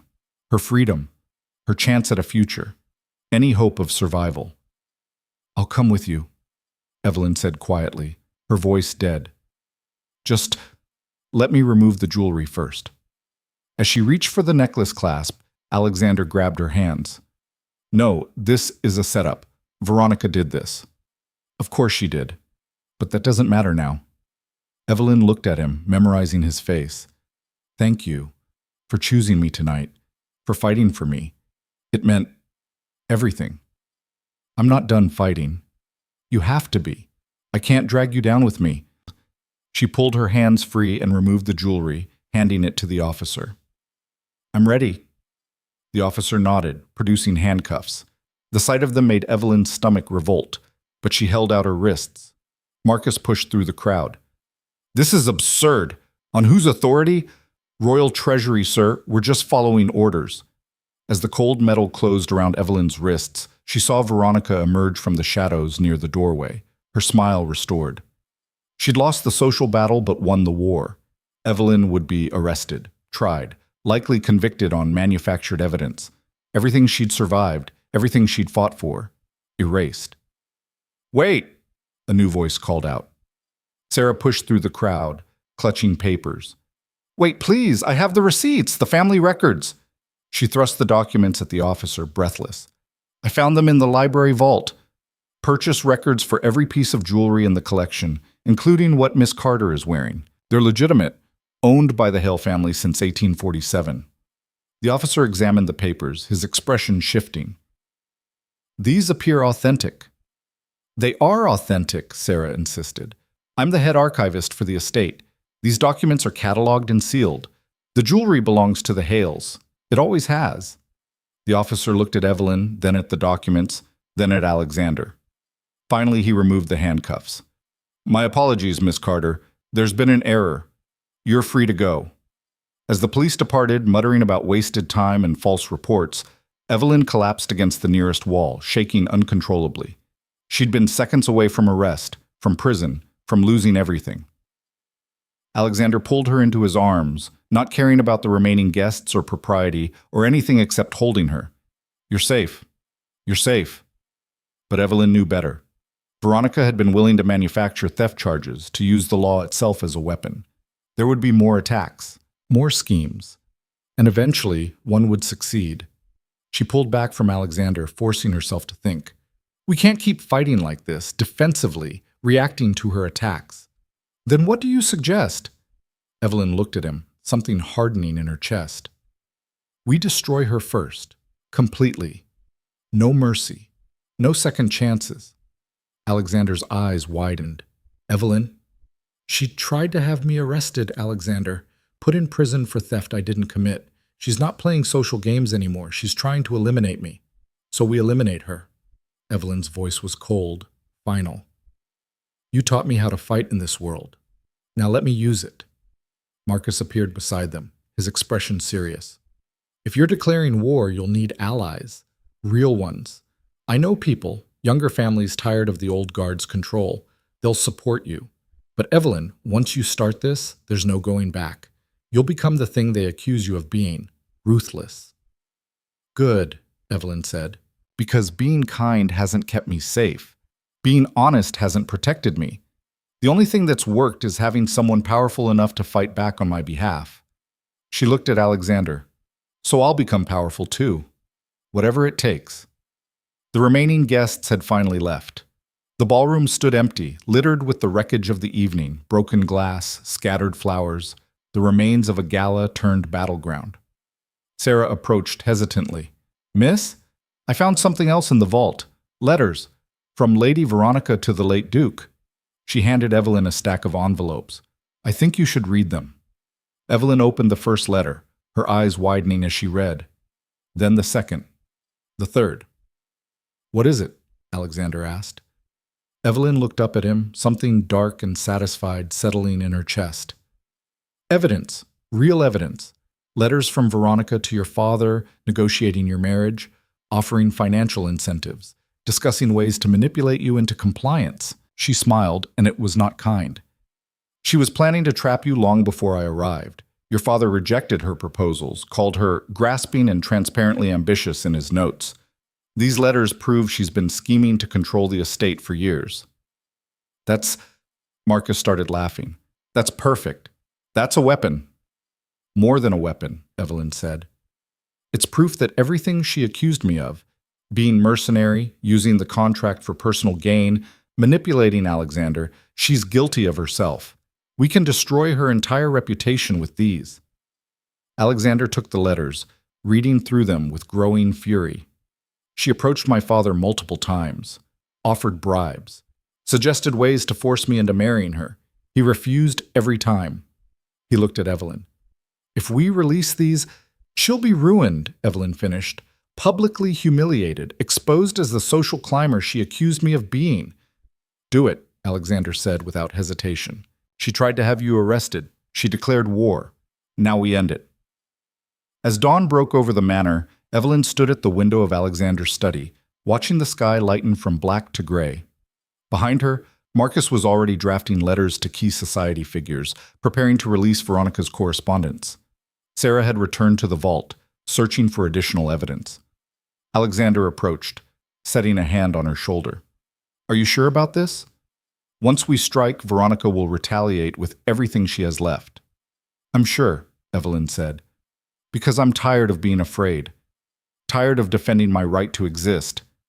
She wants war, she'll get one, but I'll make sure I'm the last one standing. She turned to face him, and in the gray morning light she looked like someone forged in fire. No longer the frightened woman who'd arrived at the manor weeks ago, but someone harder, someone dangerous. I need to tell you something, Alexander said quietly. About the contract, about us. Before he could continue, a servant burst into the study, white-faced with panic. Your Grace, the police are back. They're saying there's been a murder, and they have evidence linking Miss Carter to the scene. The world tilted. Evelyn stared at the servant, unable to process the words. Murder. Evidence. Her, Alexander's face drained of color. That's impossible. She's been here all night. Hundreds of witnesses. They're saying it happened 3 days ago, sir, before the gala. A man named Porter. No, Evelyn whispered. No. The officer from earlier appeared in the doorway, his expression grim and apologetic. Miss Carter, I'm arresting you for the murder of James Porter. You have the right to remain silent. The words faded to static. Evelyn's mind couldn't grasp it. Porter, the man who'd confronted her at the gala, who'd walked away alive and angry, dead, and she was being blamed. This was Veronica's endgame. Not social ruin, not theft charges, murder. As the handcuffs closed around Evelyn's wrists for the second time that night, she met Alexander's eyes across the study. In them, she saw horror, fury, and something else, determination. Fight this, she told him. Whatever happens to me, fight her. Finish it. I'll get you out, Alexander promised, his voice breaking. I swear I'll get you out. But the officers were already pulling her away, and the last thing Evelyn saw before they forced her from the manor was Alexander standing alone in the gray dawn, surrounded by the ruins of their brief, impossible alliance. She'd survived poverty, survived her father's betrayal, survived Veronica's social warfare. But this, being framed for murder, dragged away from the one person who'd chosen her, facing a trial she couldn't possibly win, this might finally be the trap she couldn't escape. The carriage doors slammed shut. The wheels began to turn, and Evelyn Carter, who'd fought so hard for the simple right to exist, felt the world close around her like a coffin. The prison cell smelled of mold and despair. Evelyn sat on the narrow cot, staring at the stone walls that had held countless other condemned souls, and forced herself to think. Not to feel. Feeling would drown her. Just think. Porter was dead. Someone had killed him and arranged evidence to point at her. The police had found her handkerchief at the scene, stained with blood. A witness claimed to have seen a woman matching her description leaving Porter's lodgings the night he died. The case against her was circumstantial but damning. Veronica had finally found the perfect weapon. A crime Evelyn couldn't possibly have committed, backed by evidence she couldn't explain. Footsteps echoed in the corridor. Evelyn looked up to see Alexander approaching with a guard, his face haggard in the dim lamplight. He must have bribed someone to get access this late. It was well past midnight. 10 minutes, the guard said, unlocking her cell door but staying close. That's all I can give you? Alexander stepped inside, and the door clanged shut behind him. For a moment, they just stared at each other, separated by 3 feet of cold air and the unbridgeable gap between freedom and captivity. "Tell me you didn't do it," Alexander said quietly. Evelyn laughed, a bitter, hollow sound. "Would you believe me if I said I didn't?" "Yes." The simple certainty in his voice broke something in her chest. "I didn't kill him, Alexander. I was at the manor the entire night he died. Sarah can confirm it. She brought me dinner in my room. We talked for over an hour." "I know. I've already had Marcus interview every servant who was working that night. We have 6 witnesses who can place you at the estate." Alexander moved closer, lowering his voice. "But Evelyn, the evidence against you is sophisticated. The handkerchief is definitely yours. Sarah confirmed it's from your personal belongings. Someone took it from your room." "Veronica." "Almost certainly. But proving it," Alexander's jaw tightened. "She's covered her tracks. The witness who claims to have seen you is a tavern worker with gambling debts. Marcus found records showing Veronica paid off those debts 2 days before Porter died. But the witness maintains his story, and without proof of coercion, it's his word against ours." Evelyn felt the walls closing in. "So I'm going to hang for a murder I didn't commit, and she walks away." "No." Alexander's voice turned to steel. "No, I won't let that happen." "You might not have a choice." "There's always a choice." He pulled out a folded paper from his jacket. "I've hired the best criminal defense solicitor in the Empire. He's reviewing the case now. And I've called in every favor I'm owed, pressed every connection. Half the aristocracy might hate me for choosing you, but the other half remembers what my family has done for them. I'm collecting those debts. That could take weeks. The trial is scheduled for 5 days from now." Evelyn stood, moving to the small barred window. "Alexander, you need to let me go. Not literally, I know that's impossible, but emotionally. Stop sacrificing yourself for someone who's already lost." "You haven't lost. Look around." Evelyn gestured at the cell, her voice rising. "I'm in prison, accused of murder. Even if by some miracle I'm acquitted, my reputation is destroyed. The contract is worthless. No family would accept a marriage to someone tried for murder, guilty or not. I'm finished." "Then we'll both be finished," Alexander said flatly. "Because I'm not walking away from you." "Why?" Evelyn demanded, spinning to face him. "Why are you doing this? The 6 weeks are over. You've fulfilled your obligation to give me a chance. The contract's void the moment I'm convicted. You're free. So why stay?" Alexander crossed the cell in 2 strides, stopping inches from her. "Because I love you, you stubborn, infuriating woman. Because somewhere between your first day at the manor and right now, you stopped being an obligation and became the only person I trust. The only person who sees me, not the title. And because if you think I'm going to let Veronica Ashford destroy the best thing that's happened to me in years, you've vastly underestimated how ruthless I can be." Evelyn's breath caught. "You love me." Desperately, completely, probably unwisely. Alexander's expression was raw, unguarded. "And I need you to hold on. Just a little longer. We're going to prove you're innocent and destroy Veronica in the process. But I need you to not give up." "Time's up," the guard called. Alexander cupped Evelyn's face in his hands, his thumb brushing her cheekbone. "Trust me. One more time. Please." "I trust you," Evelyn whispered. "I just don't trust the world." "The world doesn't matter. We do." He kissed her forehead, brief and fierce, then stepped back. 5 days, Evelyn. Hold on for 5 days." The guard unlocked the cell, and Alexander left, but his words echoed in the darkness long after his footsteps faded. Love. He loved her. And somehow that made everything worse, because now she had something to lose beyond just her own life. The next morning, Marcus arrived with Evelyn's solicitor, a sharp-eyed man named Whitmore, who radiated competence and controlled fury. "This case is garbage," Whitmore said bluntly, spreading papers across the small table in the prison's meeting room. "Circumstantial evidence, a paid witness, and a handkerchief that could have been stolen by anyone. No murder weapon, no clear motive. It won't hold up in court." "Then why am I still here?" Evelyn asked. "Because the prosecutor is Lady Veronica's cousin," Marcus interjected. "Third cousin, twice removed, but family nonetheless. He's pushing for a fast trial, minimal investigation, and maximum sentencing. He wants you convicted before we can build a proper defense. Whitmore nodded grimly. He's betting on public prejudice. You're common-born, associated with a criminal father, and accused of murdering a working man. The jury will want to believe you're guilty. It fits their worldview about people like you. So what do? We create reasonable doubt, Whitmore said. We prove the timeline doesn't work. We demonstrate the evidence was planted. We show the witness is unreliable. And if we can, we prove who actually killed Porter. Veronica wouldn't have gotten her hands dirty, Marcus said. She hired someone.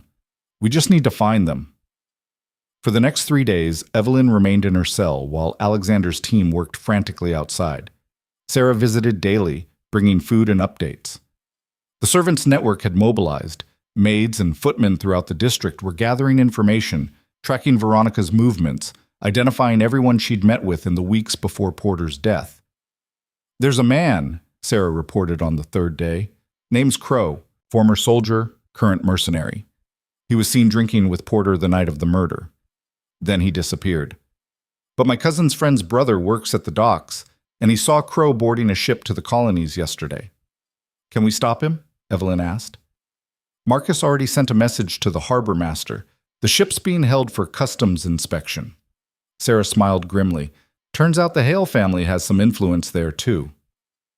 On the 4th day, Marcus burst into the prison with Alexander close behind, both of them looking triumphant and exhausted. We found him, Marcus announced. Crow. He was trying to flee the country with £5,000 in cash, payment for killing Porter. And the best part? We found Veronica's seal on the payment note, her personal seal, the one she uses for private correspondence. That's not enough, Evelyn said, afraid to hope. She'll claim it was stolen, forged. We know, Alexander interrupted. That's why we kept pushing. Crow was willing to talk once he realized he was trapped. He gave us everything, dates, locations, conversations. Veronica hired him to kill Porter and frame you. She provided your handkerchief, told him exactly where to leave the evidence, and arranged the witness testimony. It's all documented. He'll testify? Evelyn's heart hammered. He's already signed a confession, Whitmore said, striding in behind them. In exchange for reduced charges, the prosecutor tried to block it, but I went over his head directly to the magistrate. The case against you is being dismissed. You're free. The word didn't register at first. Free. After 4 days in hell, watching her life crumble, preparing for death. Free. What about Veronica? Evelyn asked. Alexander's smile was sharp and dangerous. Arrest warrants being issued right now. Charges of conspiracy to murder, witness tampering, and obstruction of justice. She'll face trial. And unlike your case, this one has actual evidence. An hour later, Evelyn walked out of the prison into pale afternoon sunlight. She stood on the steps, breathing air that didn't reek of mold, feeling space around her that wasn't defined by stone walls. Free. Alive. Vindicated. A crowd had gathered. Word spread fast in the city. Some faces showed support, others disappointment that the spectacle was over. And standing at the front, held by 2 officers, was Veronica. Their eyes met across the distance. Veronica's face was a mask of fury and disbelief. She'd played every card, used every weapon, and still lost. The unbeatable socialite, the woman who'd destroyed countless rivals, defeated by a seamstress from the slums. This isn't over, Veronica called out. I'll fight this. My family will— Your family has disowned you, Marcus interrupted cheerfully. He held up a formal document. I have the paperwork right here, signed this morning by your father. The scandal of attempted murder was too much even for the Ashfords. You're alone, Veronica. No allies, no protection, just the consequences of your choices. Veronica's composure finally shattered. She lunged toward Evelyn, screaming obscenities, and had to be physically restrained by the officers. As they dragged her away, still raging, Evelyn felt nothing. No satisfaction, no vindication, just exhaustion and the hollow realization of how close she'd come to death. Alexander appeared at her side, not touching, but present. How do you feel? Empty, Evelyn admitted. I thought winning would feel better. It will, later. Right now, you're in shock. He finally took her hand. Come home. Rest. Let yourself process this. The ride back to the manor was silent. Sarah had prepared Evelyn's room, fresh flowers, clean sheets, everything designed for comfort. But Evelyn couldn't settle. She paced the floor, energy thrumming through her despite her exhaustion. I need to do something, she told Alexander when he checked on her. I can't just sit here. What do you want to do? Evelyn thought about the past weeks, the fear, the fighting, the constant defense of her right to exist, about Porter's death and the 7 other creditors Veronica had mentioned, about her father's legacy of destruction. I want to pay the debts, she said. The real ones. Porter's widow, does she exist? Yes. Living in poverty with 3 children. Then she gets the £12,000 Porter was owed, and the other creditors, the legitimate ones. I want to settle what my father actually owed. Evelyn looked at Alexander. I know I can't fix everything he destroyed, but I can try to stop the damage from spreading. That's over £30,000, Alexander said carefully. I can loan. No, not a loan. I'll earn it. Evelyn's mind was already working. I can sew, design. There's a market for custom work. And with your connections, I can reach clients who'll pay premium prices. It'll take time, but I'll pay back every pound. Alexander studied her, something like admiration in his eyes. You don't have to do this. Yes, I do. Because I'm not my father. And the only way to prove that, to myself, not them, is to clean up his messes, to choose responsibility he never did. Then I'll help. Not with money, with connections, introductions, resources. We'll do this together. Over the next week, Evelyn barely slept. During the day, she met with Marcus and Whitmore to prepare her formal statement for Veronica's trial. At night, she sketched dress designs and calculated costs, building a business plan that seemed impossible and necessary in equal measure. Sarah became her first ally in the venture, helping her source materials and connecting her with other servants who knew the underground market for quality goods. Within 3 days, Evelyn had her first commission, a wedding dress for a merchant's daughter, offered through one of Alexander's business contacts. She wants to meet you first, Sarah reported, to make sure you're suitable. The meeting took place in a tea room downtown, neutral territory. The merchant's wife was a formidable woman with sharp eyes and expensive taste. You're the one accused of murder, she said bluntly. I was. I'm also the one proven innocent. The charges were fabricated by someone trying to destroy me. It didn't work. Evelyn met the woman's gaze steadily. I'm a seamstress. I've been sewing since I was 12 years old, and I'm good at it. Your daughter's wedding dress will be beautiful, well-made, and delivered on time. Whether you hire me depends on if you're willing to look past gossip to see quality work. The woman studied her for a long moment. Then, surprisingly, she smiled. I like you. You've got spine. My husband made his fortune in textiles, started with nothing, built an empire. He says anyone who survives what you've been through and comes out fighting deserves respect. She extended her hand. You have the commission. Show me what you can do. Evelyn worked on that dress like her life depended on it, because in a way, it did. She needed to prove she could build something real, something beyond the chaos Veronica had created. The wedding dress became a statement, intricately beaded, perfectly tailored, elegant without being ostentatious. When she delivered it 2 weeks later, the merchant's wife examined every seam, every detail. Then she smiled. This is extraordinary work. I'll recommend you to everyone I know. She paused. And Miss Carter? The dress my daughter wore to her debut last year? It was designed by Lady Veronica's personal seamstress. Your work is better, significantly better. Word spread. Within a month, Evelyn had commissions from 5 families, then 10, then 20. She hired 2 assistants from her old neighborhood, women she'd worked with before, who needed the income and had the skills. The small enterprise grew, and with each completed commission, Evelyn paid down another portion of her father's debts. Porter's widow received her money personally. Evelyn went to the woman's cramped apartment in the factory district, carrying a bank draft and no expectations of gratitude. I can't undo what my father did, Evelyn said, but this is what he owed, what Porter was owed. It's not enough. Money never is when someone's been wronged, but it's what I can offer. The widow stared at the bank draft, tears streaming down her face. He told me about you. James did. Said you looked like you'd been fighting your whole life. That maybe you weren't so different from us.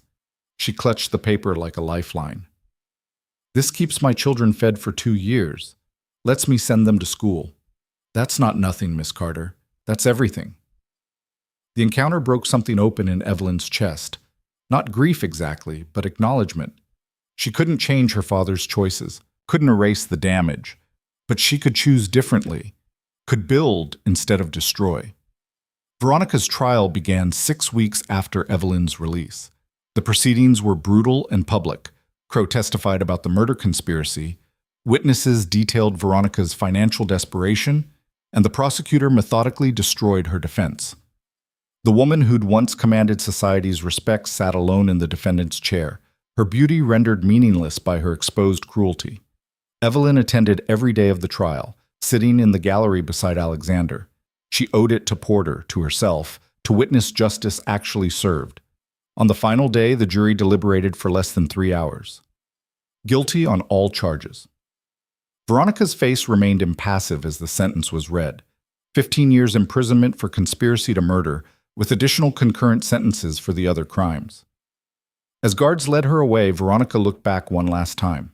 Her eyes found Evelyn's across the courtroom, and for a moment something passed between them. Not forgiveness, but perhaps understanding.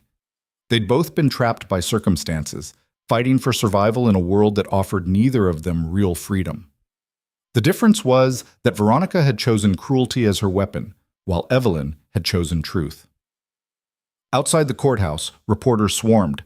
Alexander stepped forward to give a statement, his voice carrying across the crowd. Justice has been served today. Lady Veronica Ashford has been held accountable for her crimes.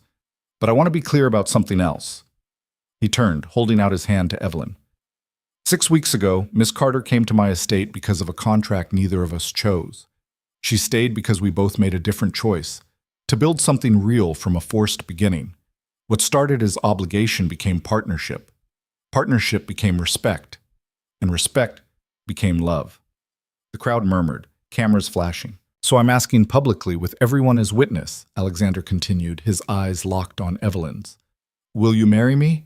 Not because of any contract, not because of debts or duty or social pressure, but because I want to spend my life with someone who challenges me, fights beside me, and refuses to be anything less than exactly who she is.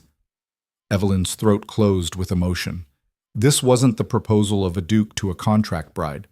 This was Alexander Hale, the man who'd taught her strategy and showed her his mother's hidden portraits, asking her to choose him freely. Yes, she said, loud enough for everyone to hear. I'll marry you. The crowd erupted, some with cheers, others with gasps of shock. The scandal would fuel gossip for months. Some families would never accept her. The old guard would maintain their prejudice. Evelyn didn't care. She'd survived worse than their judgment. That evening, Alexander hosted a small dinner at the manor. Just Marcus, Lady Hartford, Sarah, and Evelyn's 2 assistants. No pretense, no performance, just people who'd fought beside her celebrating survival. To Evelyn, Marcus said, raising his glass, who taught an entire empire that breeding matters less than backbone. To Alexander, Lady Hartford added, who finally remembered he's more than just his title. To both of them, Sarah finished, for showing the rest of us that sometimes the forced paths lead to real destinations. They drank and talked, and for the first time since arriving at the manor, Evelyn felt like she belonged. Not because she'd changed to fit their world, but because she'd forced their world to make space for her. Later, alone with Alexander in the garden, Evelyn voiced the thought that had been building for weeks. The contract that brought me here. I want to void it, officially, before we marry. Alexander turned to her, surprised. Why? Because I need to know I'm choosing this, not fulfilling an obligation or accepting rescue. I want to marry you as Evelyn Carter, free woman, making a free choice, not as property transferred by contract. It'll take time to unwind the legal framework. I don't care. We'll wait as long as it takes. Evelyn took his hands. Alexander, you gave me 6 weeks to decide our fate. You kept that promise even when it nearly destroyed you. Now I'm making the same promise. I'm choosing you. But I want that choice to be legally and morally clear. No contracts, no obligations, just us. Alexander pulled her close, his forehead resting against hers. You're extraordinary. You know that? I'm stubborn. There's a difference. No, he said softly. There really isn't. The legal dissolution of the contract took 3 months. Whitmore worked with Alexander's solicitors to unravel the agreement, pay the final settlements, and officially release Evelyn from any obligation to the Hale estate. When the papers were finally signed, Evelyn stood in Alexander's study holding the document that declared her free. How does it feel? Alexander asked. Terrifying, Evelyn admitted. When I had no choice, everything was simple. Survive or don't. Fight or fall. Now I have choices and they feel heavier than chains. That's what freedom is, the weight of choosing. Alexander stood beside her, not touching, giving her space. So what do you choose? Evelyn looked at him, this complicated, damaged man who'd taught her how to fight in his world while refusing to let it change who she was. Who'd trusted her when evidence screamed betrayal. Who'd loved her through prison and scandal and the wreckage of Veronica's assault. I choose you, she said. I choose this. I choose building something that started wrong and became right. They married 4 months later in a ceremony that scandalized half of society and delighted the other half. Evelyn wore a dress she'd designed herself, simple, elegant, and utterly her own. Marcus stood as best man, Sarah as maid of honor. The guest list included merchants and servants alongside aristocrats, a mixing of classes that made traditionalists apoplectic. Evelyn didn't care. She'd stopped living for their approval. At the reception, she found herself briefly alone on the terrace, watching guests mingle inside. Porter's widow approached quietly, dressed in her finest clothes, but still obviously uncomfortable among the wealth. I wanted to thank you again, the woman said. For the money, for caring enough to make it right. It was the least I could do. No, the widow said firmly. The least you could do was nothing. That's what most people do. You chose different. That matters. She hesitated. James, my husband, he wasn't perfect. He drank too much, got angry too easy, but he worked hard and he loved us. What your father did, stealing that money, it broke something in him, made him bitter. She looked at Evelyn directly. But you're not your father, and you proved it. That takes courage.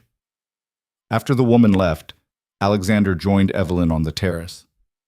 Regretting anything yet? He asked. Ask me in 50 years. Deal. He pulled her close, and they stood there watching the party through the windows, their friends, their chosen family, the life they'd built from the wreckage of a contract neither had wanted. I love you, Evelyn said. Just so you know. I know, Alexander replied. You told me. While you were in that prison cell, terrified but still fighting. You didn't say the words, but I heard them anyway. How? Because you asked me to trust you, and for you, trust is love. It's the hardest thing you give. Alexander turned her to face him. So, yes, I know. And I love you too. Have since you stood up to me that first day and refused to sit until I asked properly. Evelyn laughed, the sound genuine and free.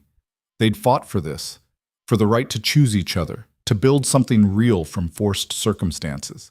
The battle had cost them both, but what they'd gained was worth every scar. Inside the ballroom, music swelled. Alexander extended his hand. Dance with me, Duchess Hale? Evelyn took his hand, feeling the strength there, the partnership. Lead on, Duke. They returned to the party together, and if their future still held challenges, because nothing worth keeping came easy, they'd face them the same way they'd faced everything else. Together, choosing each other, every single day. They danced until midnight, and when the last guest finally departed, Evelyn found herself alone with Alexander in the grand ballroom, surrounded by flowers and flickering candles. Her feet ached from dancing, her face hurt from smiling, but she felt more alive than she'd ever been. Happy? Alexander asked, loosening his collar. Exhausted, Evelyn corrected. But yes, happy. They walked through the manor together, and Evelyn realized with quiet wonder that this enormous, intimidating place had become home. Not because it was beautiful or expensive, but because she'd fought for her right to exist within its walls. Every room held a memory now. The library where Alexander had taught her strategy, the gardens where they'd talked until dawn, the study where she'd planned her business while he handled estate affairs. In their private chambers, no longer separate suites but shared space, Sarah had left champagne and a simple note. "Congratulations, you earned this." Alexander poured 2 glasses, handing one to Evelyn. "To surviving. To more than surviving," Evelyn countered. "To actually living." They drank, and the champagne tasted like victory. The honeymoon period lasted exactly 3 weeks before reality intruded. Edmund Ashford, still bitter about Veronica's downfall and his own diminished status, began circulating petitions among the old guard families. He wanted Alexander removed as head of the family estate, citing his reckless marriage and abandonment of tradition as grounds for incompetence. "He's gathering signatures," Marcus reported during an emergency meeting in Alexander's study. "He's got about 40 families supporting him so far. Not enough to actually remove you, but enough to tie up estate business and legal challenges for years." "Let him try," Alexander said coldly. "I'll bury him in litigation." "Or," Evelyn said quietly, "we give him what he wants." Both men turned to stare at her. "Explain," Alexander said carefully. Evelyn stood, moving to the window. "Edmund wants power, recognition, to be important in a world that's changing without his permission. Fighting him directly just makes him a martyr to the traditionalists. But what if we offered him something else?" "Like what?" Marcus asked skeptically. "A position, something that sounds impressive but has no real authority." Evelyn turned back to face them. "Make him director of historical preservation or curator of family archives. Give him a title, an office, a budget for maintaining tradition. Let him feel important while we actually run everything." Alexander considered this, a slow smile spreading. "That's brilliant and cruel. He'll hate being sidelined, but he can't refuse without looking like he's only interested in power, not heritage." "Exactly. He wanted to destroy us through respectability politics. We'll neutralize him the same way." The offer was made publicly at a gathering of family heads. Edmund's face went through a fascinating series of expressions: confusion, suspicion, reluctant pleasure, as Alexander outlined the new position with perfect sincerity. "The family's history is invaluable," Alexander said. "And Edmund has always been passionate about tradition. Who better to preserve our legacy while I focus on moving the estate forward?" Edmund couldn't refuse without admitting his real goal had been power, not preservation. He accepted with as much grace as he could muster, and within a week, the petition campaign collapsed. The traditionalists got their symbolic victory. Alexander kept actual control, and Evelyn had proven she could fight these battles without destroying everything in the process. "You're learning," Lady Hertford said during their weekly tea, which had become tradition. "Power isn't always about direct confrontation. Sometimes it's about giving people what they think they want while keeping what actually matters." "That feels manipulative." "It is manipulative, but it's also strategic, efficient, and ultimately kinder than crushing him publicly would have been." Lady Hertford refilled Evelyn's cup. "You're not the same woman who arrived here 8 months ago. You've adapted, evolved. The question is, have you lost yourself in the process?" Evelyn thought about that. She wore expensive dresses now and moved through society with confidence. She understood the subtle power plays and could execute them when necessary. But she also still visited her old neighborhood, still paid her workers fair wages, still prioritized people over profit. "I don't think I've lost myself," Evelyn said slowly. "I think I've just expanded what myself means. I'm still the seamstress from the slums, but I'm also the duchess who knows how to navigate power. Both things can be true." Lady Hertford smiled. "Good answer. Don't forget it when the real tests come." The real test arrived 6 months into their marriage, when Alexander's largest business rival, a consortium of shipping magnates, attempted a hostile acquisition of the Hale family's primary trade routes. The attack was sophisticated, involving legal challenges, bribed port officials, and carefully orchestrated market manipulation designed to tank the value of Hale holdings. "They're trying to destroy us financially," Alexander explained during a tense strategy meeting. "If these routes fail, we lose about 40% of our annual revenue. The estate can survive it, but barely. We'd have to liquidate assets, cut staff, possibly sell properties. How long do we have? Marcus asked. 3 months. Maybe 4 if we're lucky. Evelyn listened to them debate strategy, legal countersuits, political pressure, business alliances, and felt something click into place. She'd been so focused on surviving socially that she'd almost forgotten her real advantage. She understood poverty in ways these aristocrats never would. "What if we don't fight them on their terms?" she said. Alexander looked up. "What do you mean?" "They're attacking your trade routes, the expensive, established ones that serve wealthy clients. But there's a whole other market you're not touching, the working class, small merchants, people who can't afford premium shipping but still need goods moved." Evelyn pulled out a notebook, sketching quickly. "What if we created a secondary shipping line? Cheaper, faster, less fancy. We undercut their prices and capture market share they're not even competing for." "That's a huge risk," Marcus said. "Starting a new business line while under attack?" "It's also the last thing they'll expect," Alexander interrupted, studying Evelyn's sketch with growing interest. "They're preparing for a conventional business war, not innovation. And if we can prove there's profit in serving working-class markets, other companies will follow. We'd reshape the entire industry." "It'll take capital we don't have," Marcus warned. "Then we find investors," Evelyn said. "Not from the aristocracy. They'll never back something this radical, but merchant families, manufacturers, people who've built wealth outside the old system. They'll understand what we're trying to do." The plan was insane and ambitious and possibly brilliant. Over the next 2 months, Evelyn and Alexander worked 18-hour days building the new shipping line. Evelyn handled recruitment, hiring captains and dock workers from her old neighborhood, people who knew the streets, understood efficiency, and were loyal because they'd been given real opportunity. Alexander secured contracts with small manufacturers who'd been shut out of premium routes, offering them reliable service at prices they could afford. The aristocratic investors they approached were predictably skeptical, but the merchant class, people who'd fought for every pound and understood risk, saw the potential. Within 6 weeks, they'd secured enough capital to launch. The consortium tried to block them, using their political connections to delay permits and inspections. But Evelyn had her own network now, servants and workers across the city who owed her favors or simply respected what she'd built. Permits that should have taken months appeared in days. Inspections passed with surprising speed. The old boys' network met the new power structure and discovered it was more extensive than they'd imagined. The first ships launched 3 months to the day after the consortium's attack began. Within a week, they'd captured 15% of the working-class shipping market.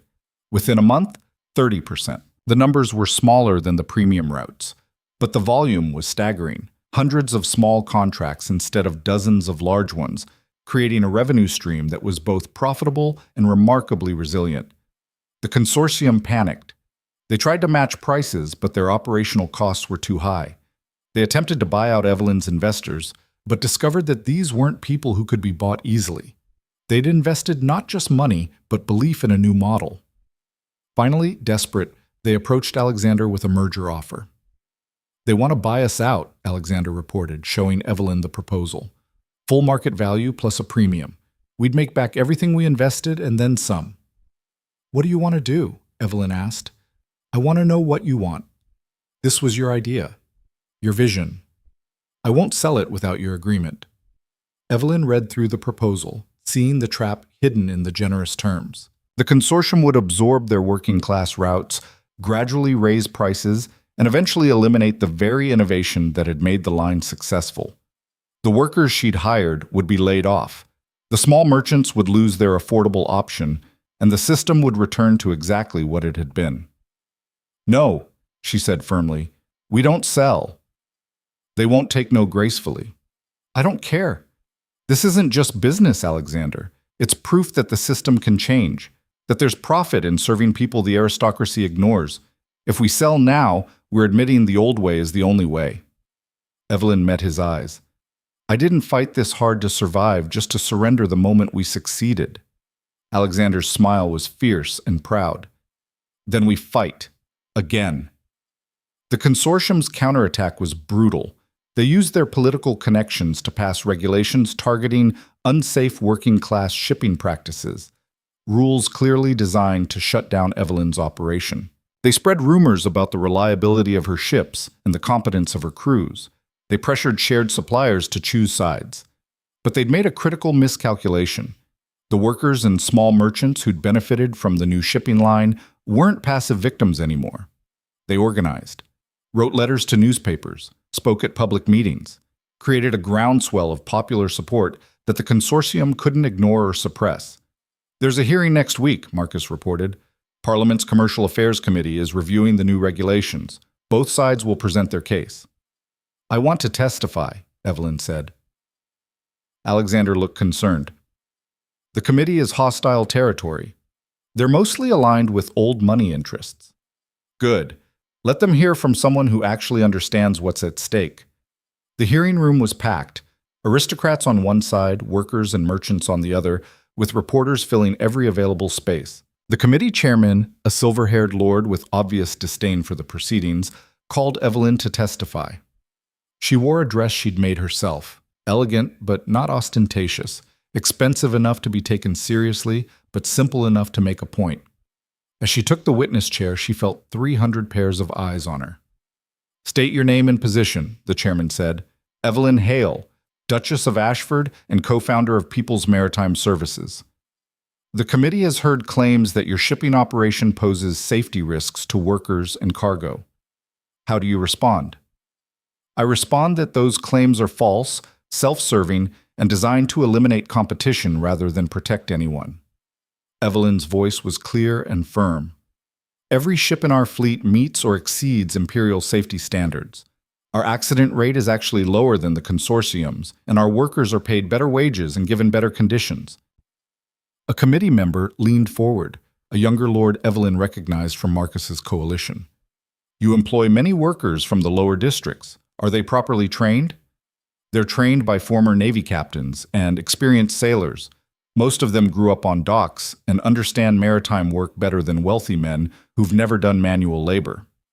Evelyn let that sink in. "The committee is really asking if poor people can be trusted with responsibility. My answer is yes.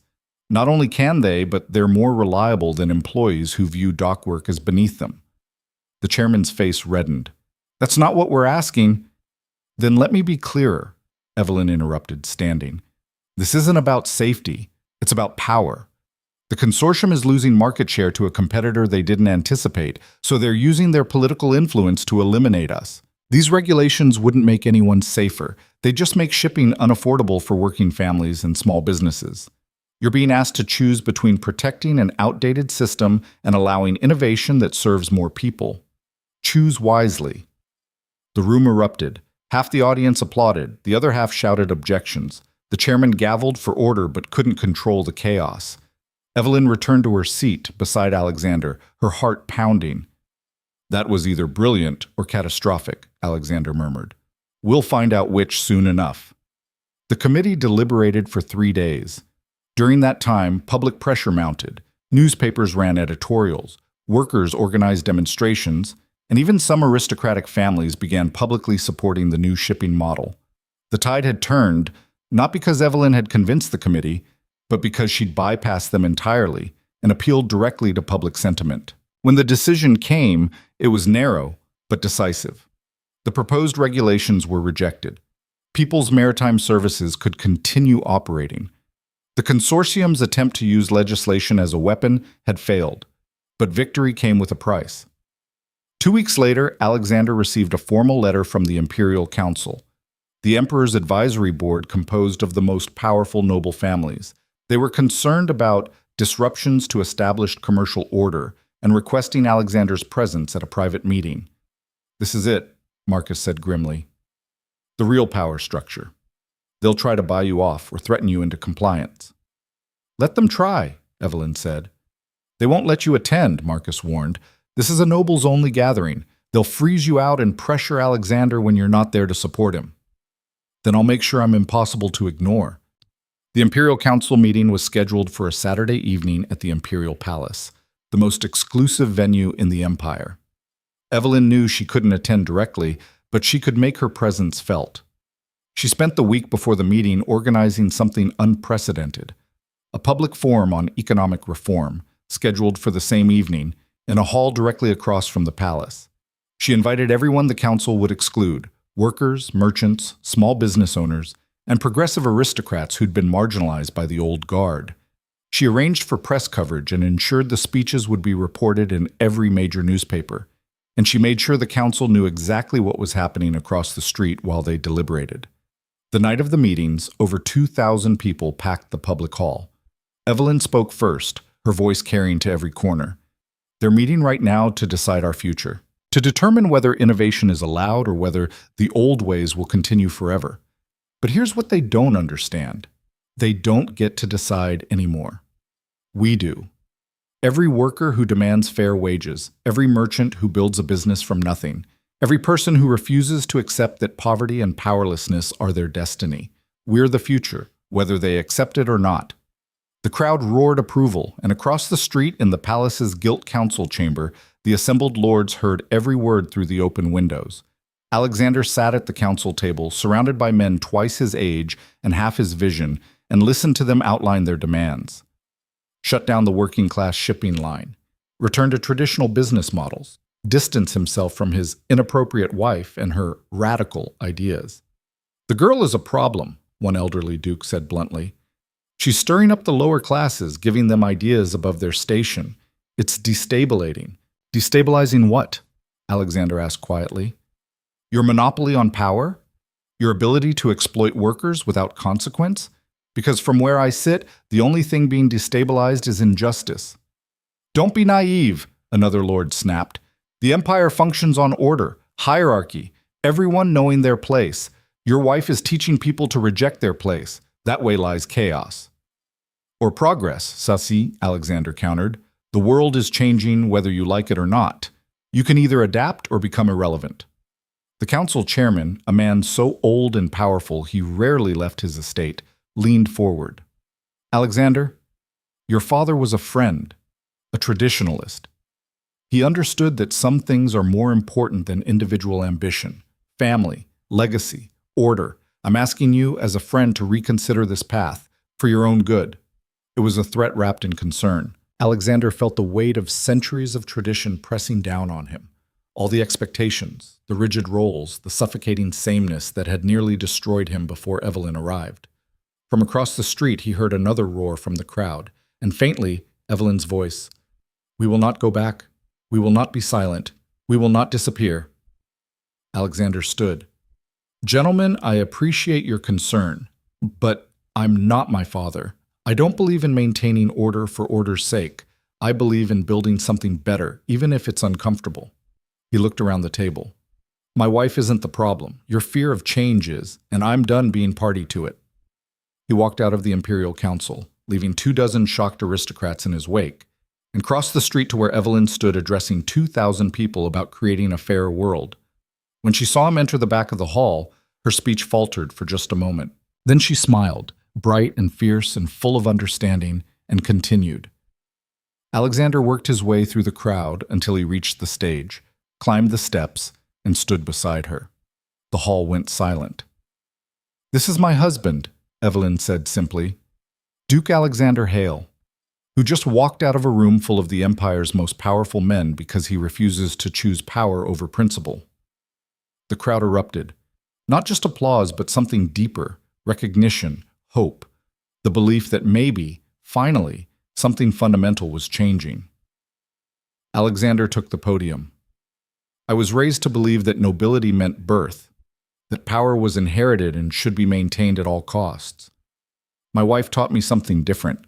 She taught me that nobility is action, that power is responsibility, and that the greatest legacy we can leave isn't preserving what was, but building what should be." He looked at Evelyn. "Together, we're going to keep building, keep fighting, keep proving that this empire can be better than what it's been." The next morning, every newspaper in the capital ran the story. The Duke who'd rejected the Imperial Council, the Duchess who'd organized a counter-summit, the 2,000 voices demanding change. The backlash was immediate and severe. 10 aristocratic families officially cut ties with the Hales. Invitations dried up. Social events became hostile territory. But something else happened too. Merchants began approaching them with business opportunities. Workers applied for positions by the hundreds. Progressive families, the ones who'd been silent, afraid to challenge the old guard, suddenly found their voice. A movement had begun. And Evelyn and Alexander were at its center. Over the next year, they faced constant opposition. Edmund attempted another coup, backed by traditionalist families. The shipping consortium launched 3 more legal challenges. Society columnists wrote scathing pieces about Evelyn's inappropriate influence and Alexander's betrayal of his class. They fought every battle, sometimes winning, sometimes losing, but always pushing forward. The working-class shipping line expanded to 6 routes, then 12. Evelyn's design business became a full workshop employing 30 women from her old neighborhood. Alexander restructured estate investments to support progressive causes while maintaining profitability. And slowly, impossibly, the empire began to change. 2 years after their wedding, Evelyn stood on the docks watching the launch of their 20th ship. Workers she'd hired cheered from the pier. Merchants whose businesses had been saved by affordable shipping waved from the deck. And beside her, Alexander held their daughter, 6 months old, named Catherine after his mother, and already looking at the world with curious, fearless eyes.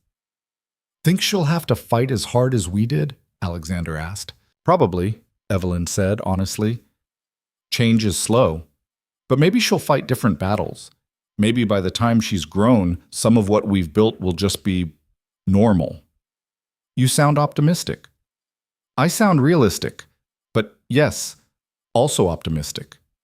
Evelyn watched the ship pull away from the dock, its sails catching wind. "We proved something important, Alexander. That you can start from nothing and build something real. That contracts and circumstances don't have to define your entire life. That love and partnership and stubborn refusal to quit can actually change the world." "The world's a big place," Alexander said dryly. "So we'll start with one empire." Evelyn smiled at him. "We've got time." 5 years after their wedding, Parliament passed the Worker Protection Act, legislation that ensured fair wages, safe conditions, and basic rights for laborers across the empire. Evelyn testified during the hearings, telling her story of surviving in the slums, working as a seamstress, being sold by contract, and fighting for the right to exist on her own terms. The act passed by a narrow margin, but it passed. And on the day it became law, workers across the capital celebrated in the streets. Evelyn and Alexander watched from the manor's terrace, their daughter playing at their feet while their son, 1-year-old, named Thomas after Evelyn's father, a complicated memorial to a complicated man, slept in Evelyn's arms. "You did this?" Alexander said quietly. "We did this," Evelyn corrected. "You, me, Marcus, Sarah, every worker who spoke up, every merchant who took a risk. It's never just one person." "Maybe, but you were the spark." Alexander pulled her close, careful not to wake Thomas. 8 years ago, you walked into my study, terrified but refusing to show it, and told me you wouldn't be owned. You've been burning down unjust systems ever since." "Not burning them down," Evelyn said. "Rebuilding them.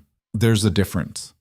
10 years after their wedding, the empire's economic landscape had transformed. Working-class businesses thrived. Social mobility increased. The rigid hierarchy that had defined aristocratic society for centuries had developed cracks. And through those cracks, light poured in. Not everyone approved. Edmund died bitter and forgotten. The old guard remained hostile. And there were still families who would never accept that a seamstress from the slums could become a duchess, a business leader, and a force for genuine change. Evelyn didn't care about their approval anymore. She'd learned that some people would never change, and fighting for their acceptance was energy better spent elsewhere. She focused instead on what mattered, building opportunity for people like her younger self, supporting businesses that treated workers fairly, raising children who understood that privilege was responsibility, not entitlement, and staying fiercely, stubbornly in love with a man who'd chosen her every day for a decade. On their 10th anniversary, they returned to the prison where Evelyn had been held during Veronica's final attack. It had been converted into a training center for at-risk youth, teaching trades, offering education, providing the resources that could prevent poverty's worst outcomes. "You funded this," Alexander said as they toured the facility. Every pound you earned from your business, you put into projects like this one. Because I remember what it felt like to have no options, Evelyn replied. To be trapped by circumstances I didn't create and couldn't escape. If this place helps even one person avoid that, it's worth everything. They watched instructors teaching carpentry to teenagers who would have otherwise ended up on the streets, saw young women learning advanced sewing techniques that could turn into real careers, met graduates who'd built lives from the foundation this program provided. One young woman approached Evelyn tentatively. Your Grace? I just wanted to say thank you. I was living on the street 2 years ago. This program taught me bookkeeping. Now I work for a merchant house, and I can support my family. You gave me a future. Evelyn embraced her, this stranger who was also somehow her younger self. You gave yourself a future. You did the work. I just helped create the opportunity. Then thank you for that, the woman said, for seeing people like us as worth the effort. That evening, alone in their chambers, Evelyn and Alexander lay in bed talking quietly while the manor slept around them. Do you ever regret it? Alexander asked. Everything we've fought for cost us socially. Half of society still sees you as an interloper and me as a traitor to my class. Do you regret it? Evelyn countered. Never. But I had less to lose. You could have lived quietly, accepted your position, made peace with the people who judged you. Evelyn turned to face him, studying his features in the moonlight. If I'd done that, I wouldn't be me, and you wouldn't love me.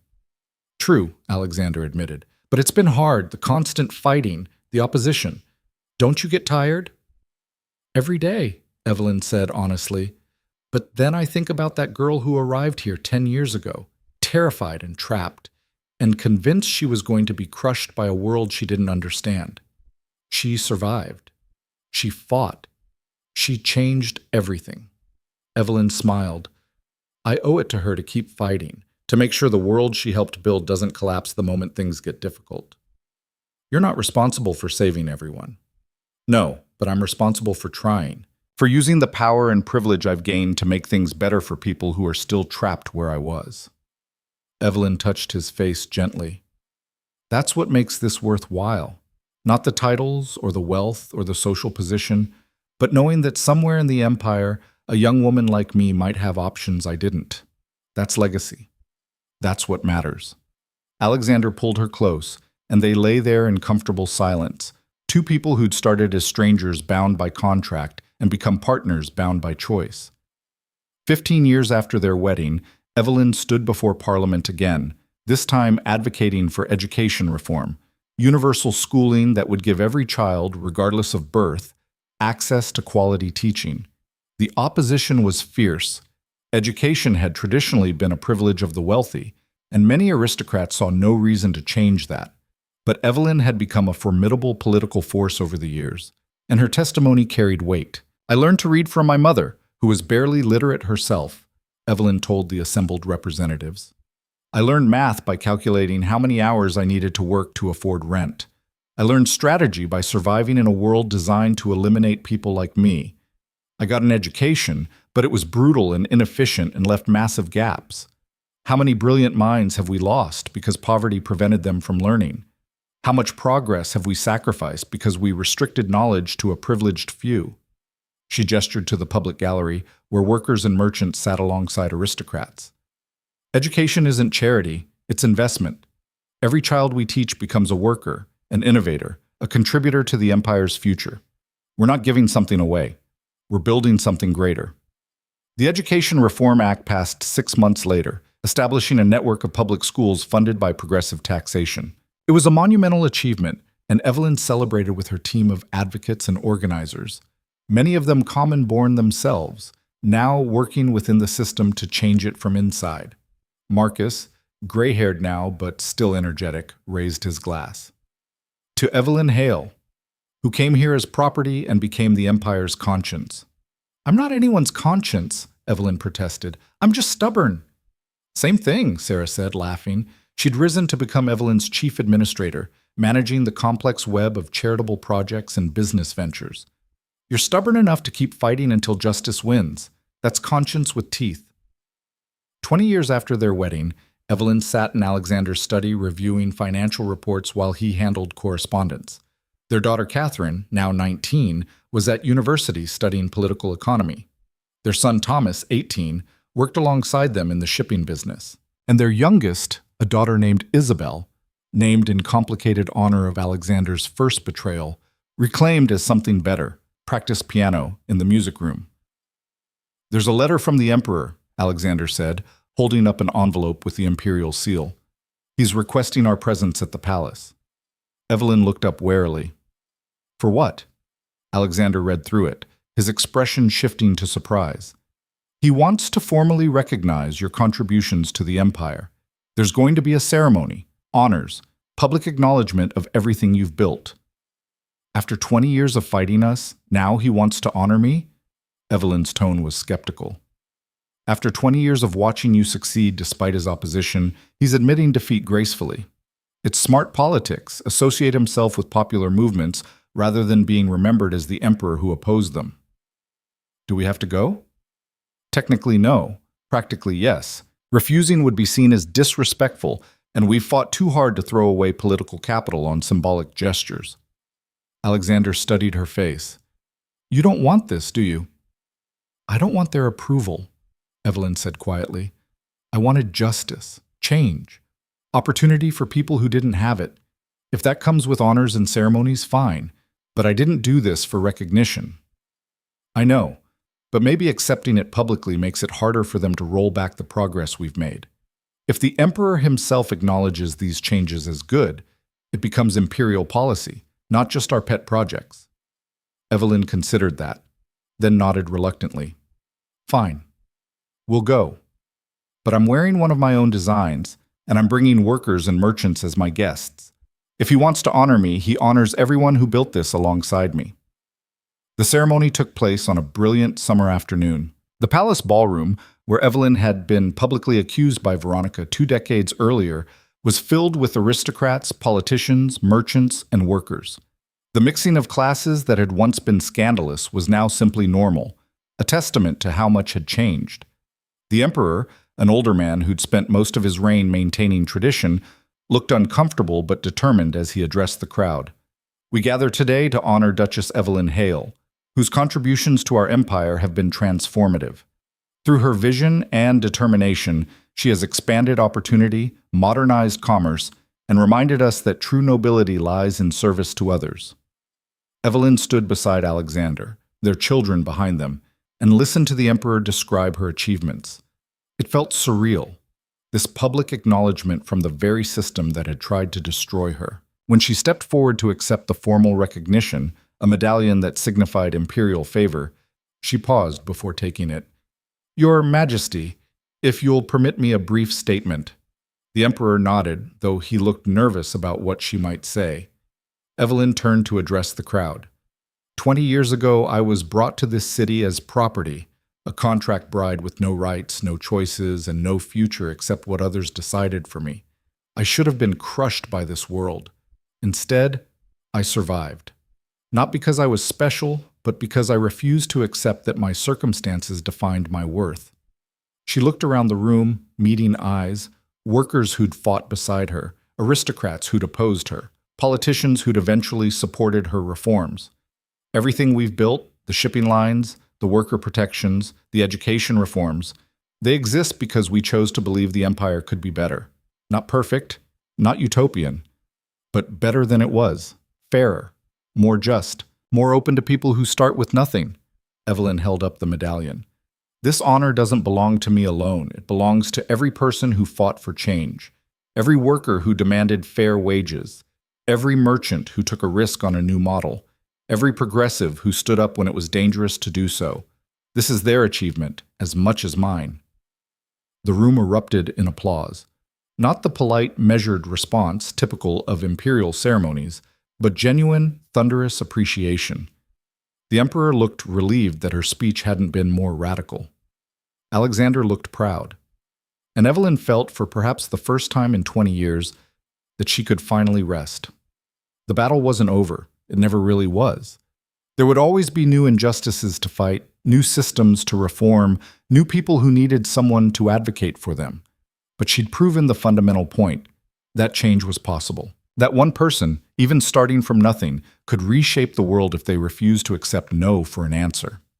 That evening, back at the manor, Evelyn found Alexander in the garden where they'd walked so many times over the years, the place where they'd fallen in love, planned strategies, celebrated victories, and consoled each other through defeats. "How does it feel?" Alexander asked. "To be officially recognized as someone important?" "Strange," Evelyn admitted. "Like they're honoring a version of me that doesn't quite exist. I'm not some grand reformer. I'm just someone who got angry enough to fight back." "You're both," Alexander said. "The angry girl from the slums and the duchess who changed an empire. They're not separate people. They're who you've always been." Evelyn leaned against him, watching the sun set over the estate that had once been her prison and was now her home. "Do you think we did enough? Changed enough? I think you've spent 20 years trying to fix a system that's been broken for centuries. That's more than enough." Alexander kissed the top of her head. "And I think the next generation, our children, the young people you've mentored, the workers who found their voices, they'll keep building on what we started. That's how real change happens. Not one dramatic revolution, but thousands of small victories that add up over time." "You've gotten philosophical in your old age. I've gotten wise. There's a difference." Alexander pulled her closer. 20 years ago, I was trapped by duty and fear, convinced I had to maintain everything exactly as it was. Then you showed up and demolished every certainty I had. Best thing that ever happened to me. Even the parts where I dragged you into war with the entire aristocracy? Especially those parts, Alexander said firmly, because they forced me to choose what actually mattered. And every time, I chose you. I'd do it again in a heartbeat. They stood there as night fell. Two people who'd been bound by contract and freed by choice, who'd fought the world and somehow won, who'd built a life and a legacy that would outlast them both. 25 years after their wedding, Evelyn received word that Veronica Ashford had died in prison. She'd served 23 years of her sentence, refusing all visitors, maintaining her innocence to the end. Evelyn attended the small funeral, just her, a prison chaplain, and one distant Ashford cousin who'd come out of obligation rather than affection. As they lowered Veronica's casket into the ground, Evelyn thought about the woman who'd tried so desperately to destroy her. "I forgive you," Evelyn said quietly to the grave. "Not because you deserve it, but because carrying hatred for 25 years is exhausting. You were trapped too, in your own way, trapped by desperation and fear, and the belief that power was the only thing worth having.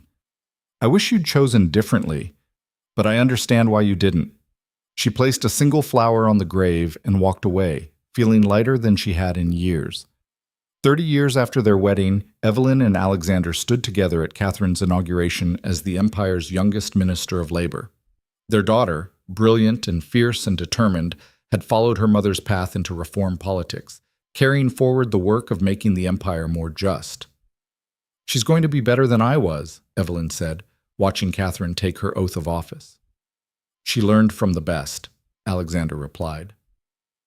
Thomas had become a successful businessman, running the shipping operation with innovation and ethics in equal measure.